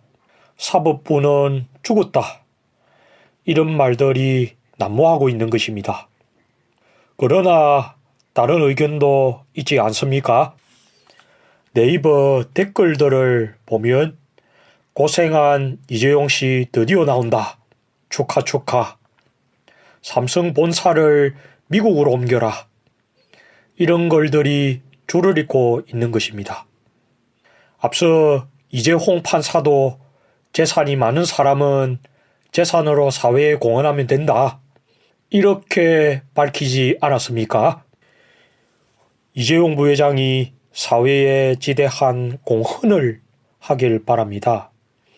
아이고, 정영식 판사님, 이재용 부회장은 서울구치소에서도 교정문화 발전에 이바지했습니다. 조선일보가 이재용 부회장의 구치소 미담을 전하기도 했었잖아요. 얼마나 아름답습니까? 네, 서울구치소에서 함께 생활 중인 박근혜가 재판부에 탄원서를 보내왔는데 미담 같은 건 없었다고요? 나쁜 기업 삼성이 이번 기회에 해외로 나가면 좋은 거 아니냐고요? 정영식 판사님, 이재용 부회장이 국내에서 하던 짓을 해외에서 한다면 무기징역감이에요. 네, 한명숙 전 총리에게 유죄를 판결해도 욕먹고 이번처럼 집행유예를 선고해도 욕먹고 어떻게 해야 할지 모르겠다고요? 삼성은 재산을 국외로 빼돌릴 의사가 없었고 단지 장소가 외국이었을 뿐이라고요? 아이고, 그게 말이에요, 막걸리예요? 만약 판사를 그만두고 삼성에 들어가도 취업했는데 단지 장소가 삼성이었다. 이런 말씀은 하지 마세요. 정영식 판사에게 가수 윤종신 씨가 부른 막걸리나 띄워드리겠습니다. 그녀는 꼭 한 잔 마신 후에 부드러운 손등으로 입술을 닦죠. 홍조 찐 그녀의 볼 위에 촉촉한 눈방울. 날 사랑하나요 그대. 그녀가 나를 사랑해. 이렇게 아름다운 그녀가 날 사랑해. 알고는 마직 막걸리나. 건배하며 잔을 부딪힐 때 오가섰던 눈빛은 내 착각은 아니겠죠. 그녀가 나를 사랑해. 이렇게 아름다운 그녀가 날 사랑해. 알고는 마직 막걸리나.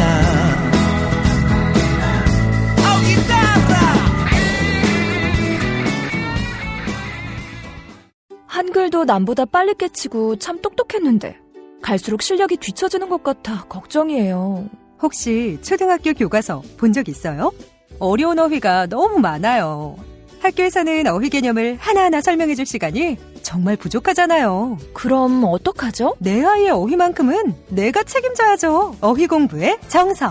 초등어휘 3000, 초등어휘 5000. 검색창에 초등어휘 3000을 쳐보세요. 오늘 녹음 끝나고 한 잔? 술 끊는다며. 새해가 되면 술 끊겠다는 결심들 많이 하시는데요. 네. 쓸데없는 짓 하지 마시고요. 네, 술 친구미 있잖아요. 아니 다들 술자리만 있으면 오라고 난리잖아. 술친금 들고 가야지. 술친금을 그렇게 퍼주니까 부르지. 술친금이 있어야 술자리가 오래 간단 말이야. 내 친구들이 전부 다 술친금 인정했어. 오빠도 한 잔 콜? 그렇다면 가지야. 네이버에 술친금을 검색하세요. 멀쩡합니다. 진짜. 담배든 목숨이든 둘 중 하나는 이번에 팍 끊어본다잉.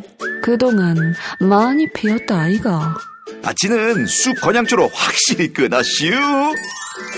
쑥 피우면서 한 번에 끊는다. 쑥 건양초.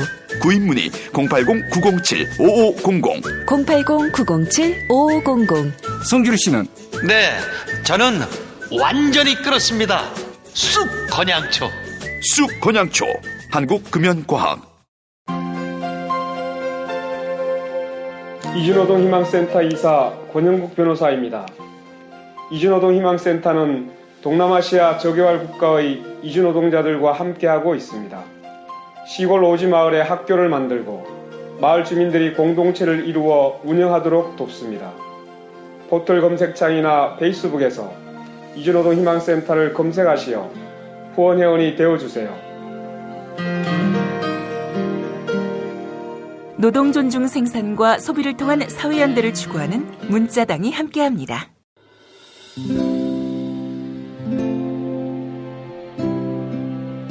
우리가 목사님은 우리 남북 관계에 있어서도 큰 정기를 마련해 주셨습니다.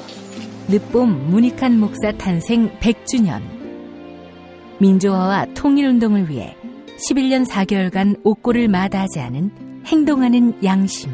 오늘 우리가 누리고 있는 이 민주주의 또 문익환 목사님 덕분이 아주 큽니다. 그가 24년 동안 살았던 서울 강북구 인수복로 통일의 집이 6월 1일 문익환 통일의 집 박물관으로 거듭납니다. 사람들이 이렇게 항상 북적북적 이렇게 했던 공간이라 아버지한테만 아니라 우리 모두들한테 굉장히 큰 의미가 있는 통일의 역사를 기억하며 통일의 길을 모색하는 문익환 통일의 집 박물관 기념사업 추진위원으로 함께해 주시겠습니까? 이건 단지 어떤 유가족들의 유산이 아니라 우리 시대가 가지고 있는 유산이기 때문에 자세한 안내는 포털 사이트에서 문익환 통일의 집을 입력해 주세요.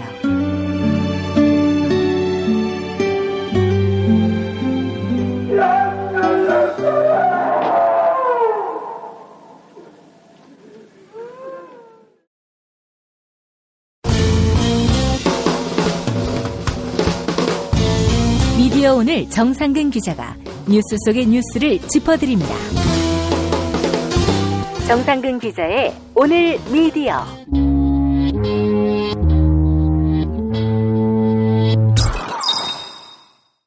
미디어 오늘 정상근 기자 함께하겠습니다. 정 기자님. 네, 안녕하십니까. 예, 짧게 YTN 사태 어떻게 됐습니까? YTN은 지금 그대로고요. 지금 파업은 이어지고 있고 최남수 관련해서 엊그제 단독 보도를 했는데 이거 관련해서 최남수 쪽이 다시 또 성명을 냈더라고요. 예. 최남수가 지금 방송도 나오고 어제 아침에는 CBS 라디오에 박진수 노조위원장과 최남수 사장 이렇게 둘이 나왔다는데 이런 거 보면은 이제 언론사 사장이 이렇게 홍보팀을 두고 이게 직접 뛰는 것도 흔치 않은 장면인 것 같아요. 아, 역시 직접 소통, 적극 소통의 진면모를 보여주는 것 같습니다. 아니, 직접 소통을 이용할 거면은 좀 남의 얘기도 좀 듣고 하지. 자기 얘기만 이렇게 주구장창하는지 모르겠는데. 예. 그래서 최남수의 성명은 이렇습니다. 저희가 보도를 한 게 명백한 오보다. 자신에 대한 명예를 심각하게 훼손하는 것이다. 법적 조치를 취하겠다. 그리고 해당 기사를 유통시키는 행위에도 법적 책임이 따를 것이다. 네, 이렇게 사실상 협박을 한 거죠. 그리고 나서 저희가 이제 했던 게 그거잖아요. 당시 이제 MTN, 최남수를 포함해서 MTN 쪽 관계자들하고 그다음에 한 기업체 관계자들하고 만났는데 예. 네, 이 자리에서 최남수가 한일 역사관이 좀 의심되는 부적절한 발언을 했다. 이건데 이거 관련해서 본인이 확인을 했다면서 얘기를 했던 게 뭐냐면은 자기가 당시 자리에 배석을 했던 머니투데이 방송 관계자들로부터 전해들은 거는 자기가 그런 말을 한 적이 없다라는 거예요. 아니 꼭 그 자리뿐만 아니라 밖에서 한 1,000명 데리고 와서 내가 그런 말을 안 했다고 이야기해줄 증인들이다. 이렇게 얘기하면 더 낫지 않을까요? 그러게요. 당시 왔던 기업체 고위 관계자도 그런 말을 한 적이 없다라고 했는데 근데 그거는 아무래도 제보자의 발언에 더 무게가 실리죠. 예. 왜냐하면은 업체 관계자라든가 아니면 MTN 쪽 관계자는 이제 최남수 씨의 발언을 뒷받침해 줄 수 있는 사람들이고 예. 업체 고위 관계자는 이 사람이 또 YTN 사장이 됐으니까 예. 그냥 좀 물러볼 수는 없는 상황 아닙니까? 근데 반면에 저희 제보자는 사실 이 제보를 터뜨린다고 해서 어떤 이익을 얻거나 그런 사람이 아니잖아요. 예. 그런 점에서 비춰보면은 어느 쪽 말에 무게감이 실리는지 오히려 이 사람은 자기를 스스로 내놓고 증언을 할 수 있다. 이렇게 얘기도 하고 이런 얘기를 저희한테 해준 사람인데 예. 발언의 신뢰감의 무게는 아마 저희는 좀 제보자 쪽에 더 있는 것으로 판단을 하고 있습니다. 알겠습니다. YTN 상황 큰 변화는 없는데 다만 최남수 씨가 미디어 오늘 보도를 SNS를 통해서 공유한다든지 이러면 가만두지 않겠다고 했는데 와 저하고 패친인 YTN 기자들 이분들은 다 공유를 하더만요.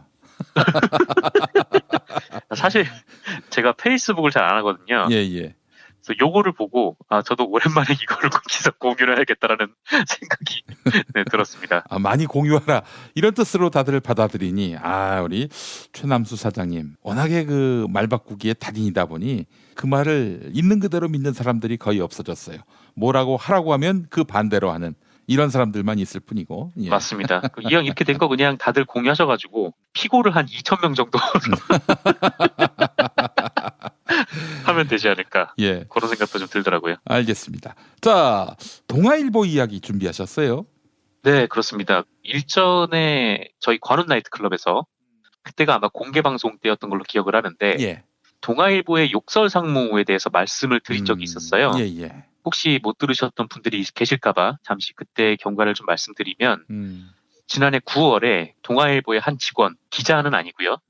윗선의 영업 실적 압박을 못 이겨서 11층 아파트에서 투신했던 비극적인 사건이 있었는데요. 예. 투신했던 직원이 우울증하고 공황장애를 앓았다고 해요. 예. 그러다가 이제 7월에 병가를 냈고, 그러니까 지난해 7월이죠. 그리고 8월에 그 약물 과다 복용으로 응급실에 실려가기도 했었습니다. 근데 우울증을 쉽게 극복을 하지 못해서 이런 극단적인 선택까지 한 걸로 알고 있고요. 다행히 살아남았는데 온몸에 큰 부상을 입은 것으로 알려져 있어요. 근데 이분이 지금 퇴원을 했는지 여부는 좀 알 수 없는 상황이고요. 근데 이분이 사실은 예전에 굉장히 활발한 분이었다고 해요. 그러니까 주변인들 증언을 들으면 적극적이기까지 했다라고 할 만한 사람인데 예. 이런 사람이 작년 초에 비상무라는 사람이 온 다음에 투신을 할 만큼 우울증을 앓았던 거죠. 예. 이 비상무가 영업직으로 온 다음에 그만둔 사람이 10명이나 된다. 뭐 이런 증언까지 있는데 이쯤 되면 이 사람이 어떤 사람일지 좀 감이 오실 것 같습니다. 한마디로 이제 과도한 실적 압박은 물론이고 그 실적 압박을 욕설, 인격 모독 이런 방식으로 행했다고 하는데요. 이게 얼마나 심했는지 투신한 직원이 그 당시에 회사 얘기만 나오면 병원에서도 경기를 일으켰을 정도라고 해요. 뭐 얘기를 들어보면 답변이 불가능한 트집 잡기 질문을 좀 일삼고 특히 50세 이상 직원들의 사표를 내는 거를 노골적으로 압박을 했다. 뭐 이런 증언도 있고요. 그래서 이제 도저히 견디다 못한 이 비상무의 휘하 직원들이 동아일보 경영진에 탄원서를 냈었어요. 그게 지난해 11월 초였는데 이 투신 사건에 대한 엄정한 조사를 하라. 그리고 재발 방지를 위한 대책을 세워라. 그리고 피해자에 대한 적절한 보상과 사과를 하라. 이렇게 요구를 했었습니다. 하지만 뭐 그때만 해도 그러니까 12월에 저희가 이거 관련된 보도를 했을 때 알아본 결과 동아일보는 투신한 직원에게 어떤 공식적인 사과나 명확한 보상 방안 등을 제시하지 않은 것으로 저희가 확인을 했고요. 예. 비상무와 관련해서도 사실관계가 명확하지 않은 상황에서 특정인의 관련성을 전제로 한 질문에는 답변할 수 없다. 요렇게만 얘기를 했었어요. 예. 그리고 이 비상무에게도 입장을 땄었는데 메일로 답장을 보내더라고요. 결론적으로는 사실관계가 틀린 주장이다. 이렇게 주장을 했습니다. 여기까지가 지난번에 저희가 보도를 했던 내용이고 관훈 나이트클럽에서 말씀드렸던 내용인데 그리고 나서 이제 지난 1월 하순경에 저희 미디어오늘 편집국으로 우편이 하나가 배송이 됐어요. 예. 우편을 보니까 이 봉투에 글씨를 왼손으로 적었더라고요. 오른손일 수도 있죠. 왼손잡이실 수도 있으니까. 어쨌건 익숙하지 않은 손으로 이게 적으셨는데 거기에 이제 언론적배 청산이라고만 쓰여 있었습니다. 이 우편은 관련 보도를 했던 정철원 기자 앞으로 왔는데 지금 정철원 기자가 육아휴직 중이어서 그렇죠. 제가 일단 뜯어봤거든요. 근데 이게 앞뒤 설명 없이 CD가 한 장 딱 들어있더라고요. 그래서 그걸 꺼내서 틀어서 들어보니까 누군가가 계속 막 욕설을 하는 내용이었어요. 이 녹음 파일인데 예. 이게 엄청 막 자세하게 잘 들리진 않았는데 계속 고래고래 소리를 지르면서 욕을 계속 한다는 거는 인지할 수 있었습니다. 어떤 욕이었어요? 이 새끼 저 새끼 막 찾은 거죠. 개새끼 씹새끼는 없습니까? 그런 것도 있던 걸로 제가 기억을 합니다. 꼭 지 입으로 개새끼 씹새끼는 못하네. 정상근 동지. 그래 사람이 이렇게 리얼리즘이 없어. 제가 욕을 잘 못해가지고. 네, 어쨌건 뭐 그렇고요. 네. 근데 이 CD의 길이가 한 5분 정도 됐었는데 이 5분 동안 쉴 새 없이 막 욕을 하더라고요. 아, 속사포로. 네. 그래서 저는 이제 이게 뭐야 했는데 마침 정철훈 기자가 그 연말정산차 회사에 와가지고 마침. 네, 이 CD를 보더니 이거 그 동아일보 욕설상무 관련된 것 같다고 그렇게 얘기를 하더라고요. 예. 그래서 정철훈 기자에게 이걸 넘겨서 정철훈 기자가 육아휴직 중에도 이걸 취재를 했습니다. 예. 그리고 확인 결과 이 욕설 CD는 동아일보 비상무의 것이 맞았고요. 그렇게 되면은 지금 의아한 거는 아니 왜 뜬금도 없이 그러니까 신원도 안 밝히고 제보자는 아무 설명도 없이 이걸 보냈을까? 그거 관련해서 좀 알아보니까 그 이후로도 이 비상무가 아무런 인사 조치를 안 받았다는 거예요. 그리고 저희가 알아본 결과 오히려 투신 사건에 대한 그 엄중한 조사를 직원들이 탄원을 했다고 했었잖아요. 근데 이 사람들이 오히려 인사상의 불이익을 받았다 이런 증언까지 나오고 있습니다. 아직 구체적으로 어떤 불이익을 받았는지는 명확하진 않은데요. 그리고 또 이 투신 직원의 가족들에게도 동아일보 차원에서 공식 사과나 명확한 보상 얘기가 없었다고 해요. 지금 동아일보는 한마디로 그냥 뭉개고 가겠다는 거죠. 실제로 이 비상무는 지금 직무정지 상태도 아니고 지금 회사를 잘 다니고 있습니다. 그래서 동아일보는 이 사실을 숨기고 싶어 하는 것 같은데 저희가 그 CD를 받았다고 했잖아요. 네, 이것뿐만 아니라 동아일보 내부에서도 제보가 왔었어요. 그래서 아니 이게 지금 말이 너무 안 된다. 사람이 투신하는 일이 있었는데 이 사람이 너무 아무 조치 없이 이렇게 회사를 다니는 게 좀 말이 안 된다. 이런 얘기들을 이제 하더라고요. 그래서 뭐 동아일보 같은 곳이라도 어디나 뭐 선고 같은 사람이 있구나 뭐 그런 생각도 들었는데 그분들 얘기를 들어보니까 이 비상무란 사람을 김재호 사장이 그렇게 좋아한다고 합니다. 근데 이 비상무가 특히 이제 나이가 많고 실적이 없는 사람들을 내쫓는데 일조한 점이 있다고 그래서 이제 좀 마음에 들었던 모양인데 하지만 뭐 이제 직원들이 받아들이는 거는 이제 달랐습니다. 비상무가 온 이후에 동아일보에 사표를 냈던 한 직원의 얘기를 들을 수가 있었는데 직원이 이런 얘기를 하더라고요. 내가 만약에 거기서 계속 근무를 했다면 그 직원보다 내가 먼저 뛰어내렸을지도 모른다. 이렇게 털어놓기도 했어요. 그래서 이 사람 얘기를 들어보니 오전 8시 반부터 2시간 동안 회의를 하고 또 오후 5시 반에 또 회의를 하고 그리고 나서는 이제 다음날 회의 준비 때문에 계속 야근을 하고 이런 일이 되풀이됐다고 합니다. 그리고 이제 투신 사건이 터지기 전까지 동료들이 비상무에 이 폭언이나 이런 부분들에 대해서 전혀 대응을 안 했다고 해요. 그러니까 이 사람도 이제 고백을 하는데 나만 아니면 된다는 생각 그리고 나만 살겠다는 마음이 있었다. 뭐 이렇게 솔직하게 뭐 털어놓기도 했습니다. 비상무라는 사람이 뭐 실적이 좋다고는 해요. 근데 아무리 실적이 좋아도 지금 이렇게 사람을 말려 죽여가면서까지 하는 사람이라면 즉각 조치를 취해야 할 것 같은데 동아일보가 대체 어떤 조치를 취하고 있는지 계속 가려져 있는 상황이에요. 그래서 이제 비상무의 입장을 다시 한번 저희 정철훈 기자가 땄는데 이거 관련해서 이제 물어보니까 이 욕설을 하지 않았냐 이렇게 물어보니까 이 녹취가 제3자 녹취 및 당사자의 동의를 구하지 않은 녹취다. 뭘 잘못 알고 계시는구만. 그래서 기사화할 경우 뭐 법적 대응을 하겠다 뭐 이런 식으로 뭐 사실상 예고를 했습니다. 법을 너무 몰라. 그렇죠. 그래서 이런 사람은 진짜 뭐 정말 법으로 처벌을 해야 되는 거 아닌가 그런 생각도 좀 들었습니다. 예, 우리 애청자분들께 상식처럼 말씀을 드리자면은 이 녹음을 정철훈 기자가 가서 몰래 녹음했다면 이거 불법입니다. 하지만 그 당사자들 제3자일 수 없는 사람이 그래서 누군가에게 전달했을 경우는 문제가 되지 않습니다. 역시 소송을 하도 많이 나가시니까. 네, 정철훈 기자가 이를 보도해도 전혀 문제될 게 없습니다. 네, 뭐 설령 뭐 법적 대응을 한다고 해도 보도를 할 건 보도를 해야죠. 그럼요. 예. 공익의 어떤 측면도 있고요. 네, 그렇습니다. 알겠습니다. 참 동아일보는 그렇게 해서 나이든 직원들을 내쫓는 이런 살인적인 일종의 구조조정 아니겠습니까? 그렇죠. 이게 대기업에서는 뭐 특히나 이제 삼성 같은 경우가 그렇지 않습니까? 이 사람을 막 표적으로 감사를 해서 온갖 모욕을 준 다음에 나갈 수밖에 없는 상황을 만들어 놓는 그런 일들이 되게 비일비재하다고 뭐 여러 차례 보도에 나온 바 있는데 동아일보의 비상무 같은 경우는 욕설이나 뭐 인격 모독 이런 행위를 이제 자행함으로써 본인이 이제 나갈 수밖에 없게 만드는 또 그거를 동아일보 김재호 사장은 되게 좋아하는, 증언에 따르면 이제 그렇게밖에 볼 수가 없는 거죠. 참 어처구니가 없습니다. 네, 기가 막힌 일입니다. 이게 바로 현재 동아일보의 본질입니다. 있는 그대로 다 드러난 본질이라 하겠습니다. 네, 그렇습니다. 다음 이야기 한번 해볼까요? 네, 그 KBS 새 사장 선임 일정이 진행 중이에요. 5일, 그러니까 어제부터 시작해서 9일까지 이 서류 접수가 이어지는 걸로 알고 있는데, 이번에 KBS 이사회는 최초로 시청자들이 직접 참여하는 시민자문단을 꾸리기로 했어요. 이 서류 심사를 통과한 후보들이 시민자문단 앞에서 직접 정책 발표회를 열어가지고 평가를 받으면 이사회가 이제 이를 기반으로 최종 후보자를 선정해서 문재인 대통령에게 임명 제청하는 방식을 채택을 했고요. 이 정책 발표회는 특히 이제 온라인으로 생중계를 할 예정입니다. MBC가 한번 그런 적이 있죠.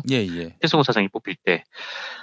이 심사 기준은 뭐 6개 항목인데, 뭐 공영방송에 대한 철학과 비전, KBS 정상화 방안, 그리고 미디어 환경 속 KBS의 미래 전략, 지역방송 활성화 방안, 시청자 권익 확대 방안, 도덕성, 청렴성 이렇게 나눠져 있는데요. 네, 이 시민자문단 회의는 24일에 할 예정이고요. 이사회 면접 및 최종 후보자 선정은 26일에 아마 이루어질 것으로 보입니다.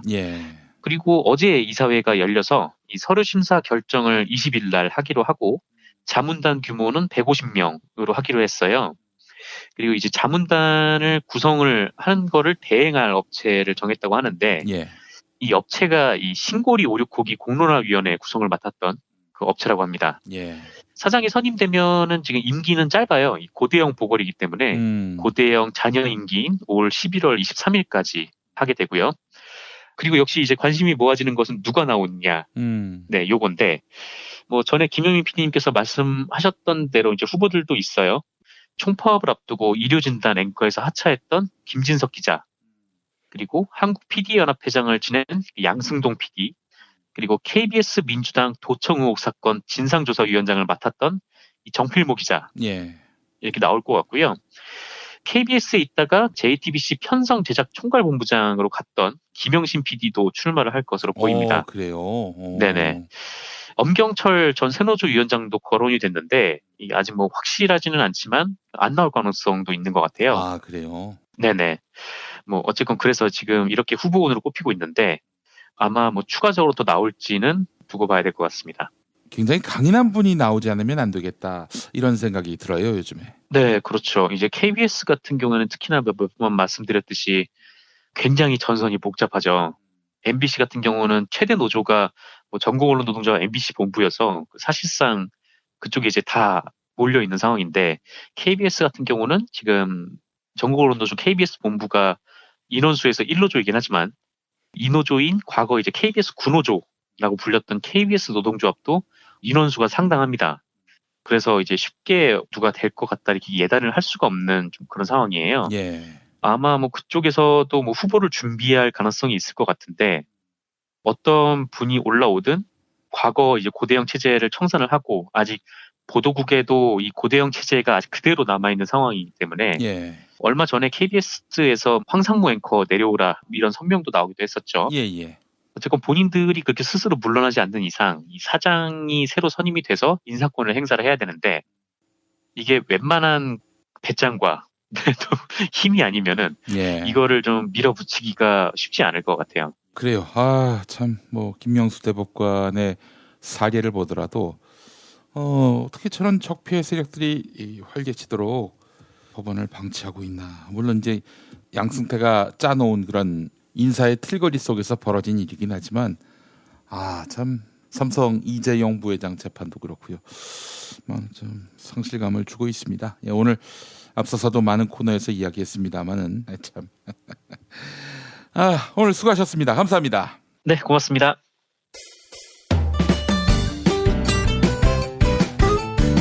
뉴스 포렌메리로 이어갑니다.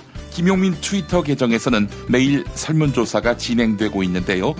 이재용 삼성전자 부회장이 2심에서 징역 2년 6개월에 집행유예 4년을 선고받고 석방됐습니다.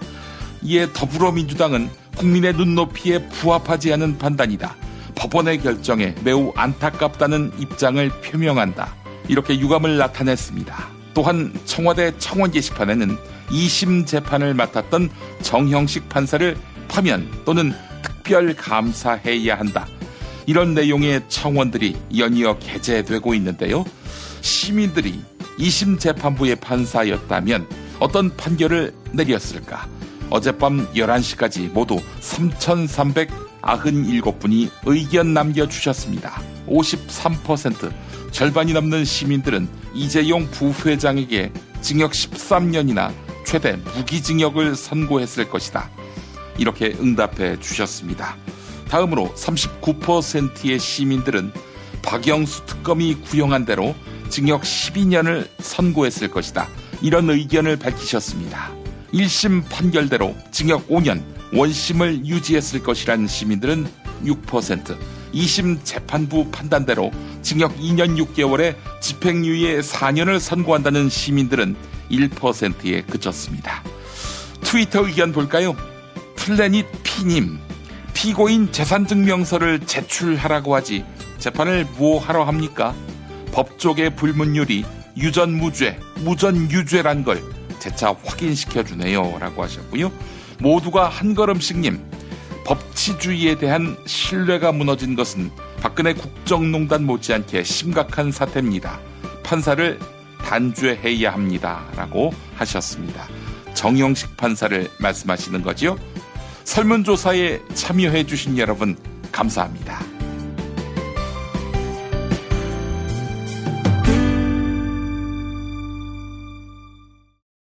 김용민 브리핑 뉴스기 능력평가 정답 맞히신 분입니다. 어제 문제는 북한에서 입법권을 행사하는 최고 주권기관이 어디인지 맞히는 거였는데요. 정답은 최고인민회의입니다. 정답자 18층 아파트님, 서지현 검사의 용기 있는 행동을 응원합니다. 새날을 꿈꾸는 민들레님, 이재용 씨가 집행유예로 석방되니 멘붕 상태 됐습니다. 그 추운 날들 적폐청산을 외쳤던 결과가 이런 건가요? 검찰과 법원의 적폐청산이 먼저임을 외쳐봅니다. 클로징 사연 당첨자 군트렉스님입니다. 게시판에 이메일 적어주세요. 별을 따다 구운 가지에서 만든 강릉 두부도넛 보내드립니다. 김용민 브리핑 2부, 김용민의 뉴스 브리핑 알고 계십니까? 지상파 라디오 서울 SBS 러브 FM 103.5와 부산 KNN 러브 FM 105.7로 매일 오전 6시 20분부터 40분 동안 함께하실 수 있습니다. 새벽에 나온 새 소식, 당일 대한민국을 뒤흔들 핵심 이슈, 김용민의 뉴스 브리핑에서 미리 만나실 수 있습니다. 이제 오늘 날씨 알아보겠습니다. 기상청에 최혜윤 리포터가 나가 계시죠? 네, 안녕하세요. 다수는 누구 겁니까? 제 건 아닙니다. 아, 그렇군요. 뉴스 더하기 뉴스, 김용민의 뉴스 브리핑, 최고의 브리핑, 놓치지 마십시오.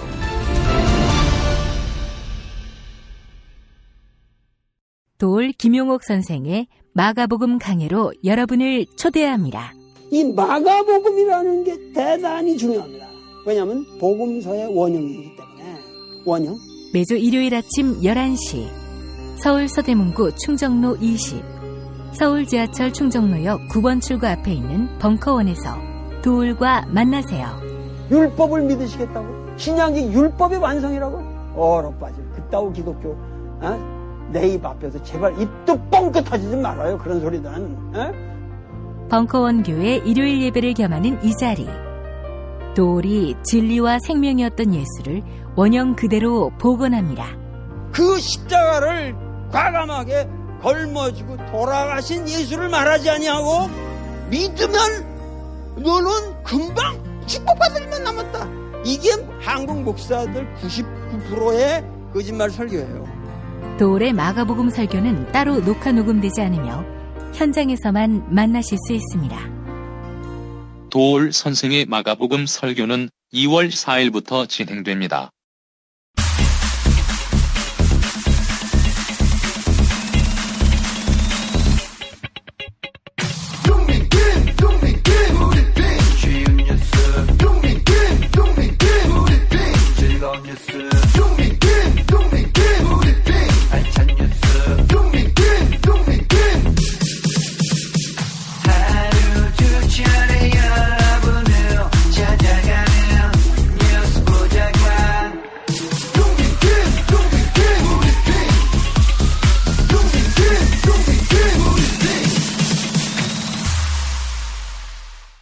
팟캐스트 포털 팟빵의 김용민 브리핑 게시판에 올라온 사연 일부 소개하겠습니다.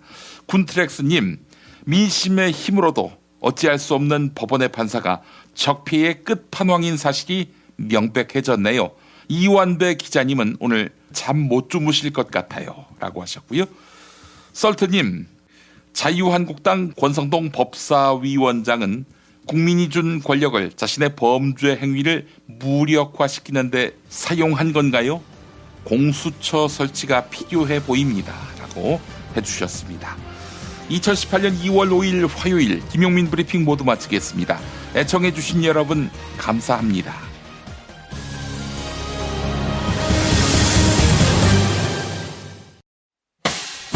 김용민 브리핑과 함께한 시간 어떠셨어요? 다음 시간에도 보다 바르고 알차며 즐거운 정보로 여러분을 찾아가겠습니다. 팟캐스트 포털 팟빵에서 다운로드하기, 구독하기, 별점 주기, 댓글 달기로 응원해주세요. 잊지 마세요. 다운로드하기, 구독하기, 별점 주기, 댓글 달기.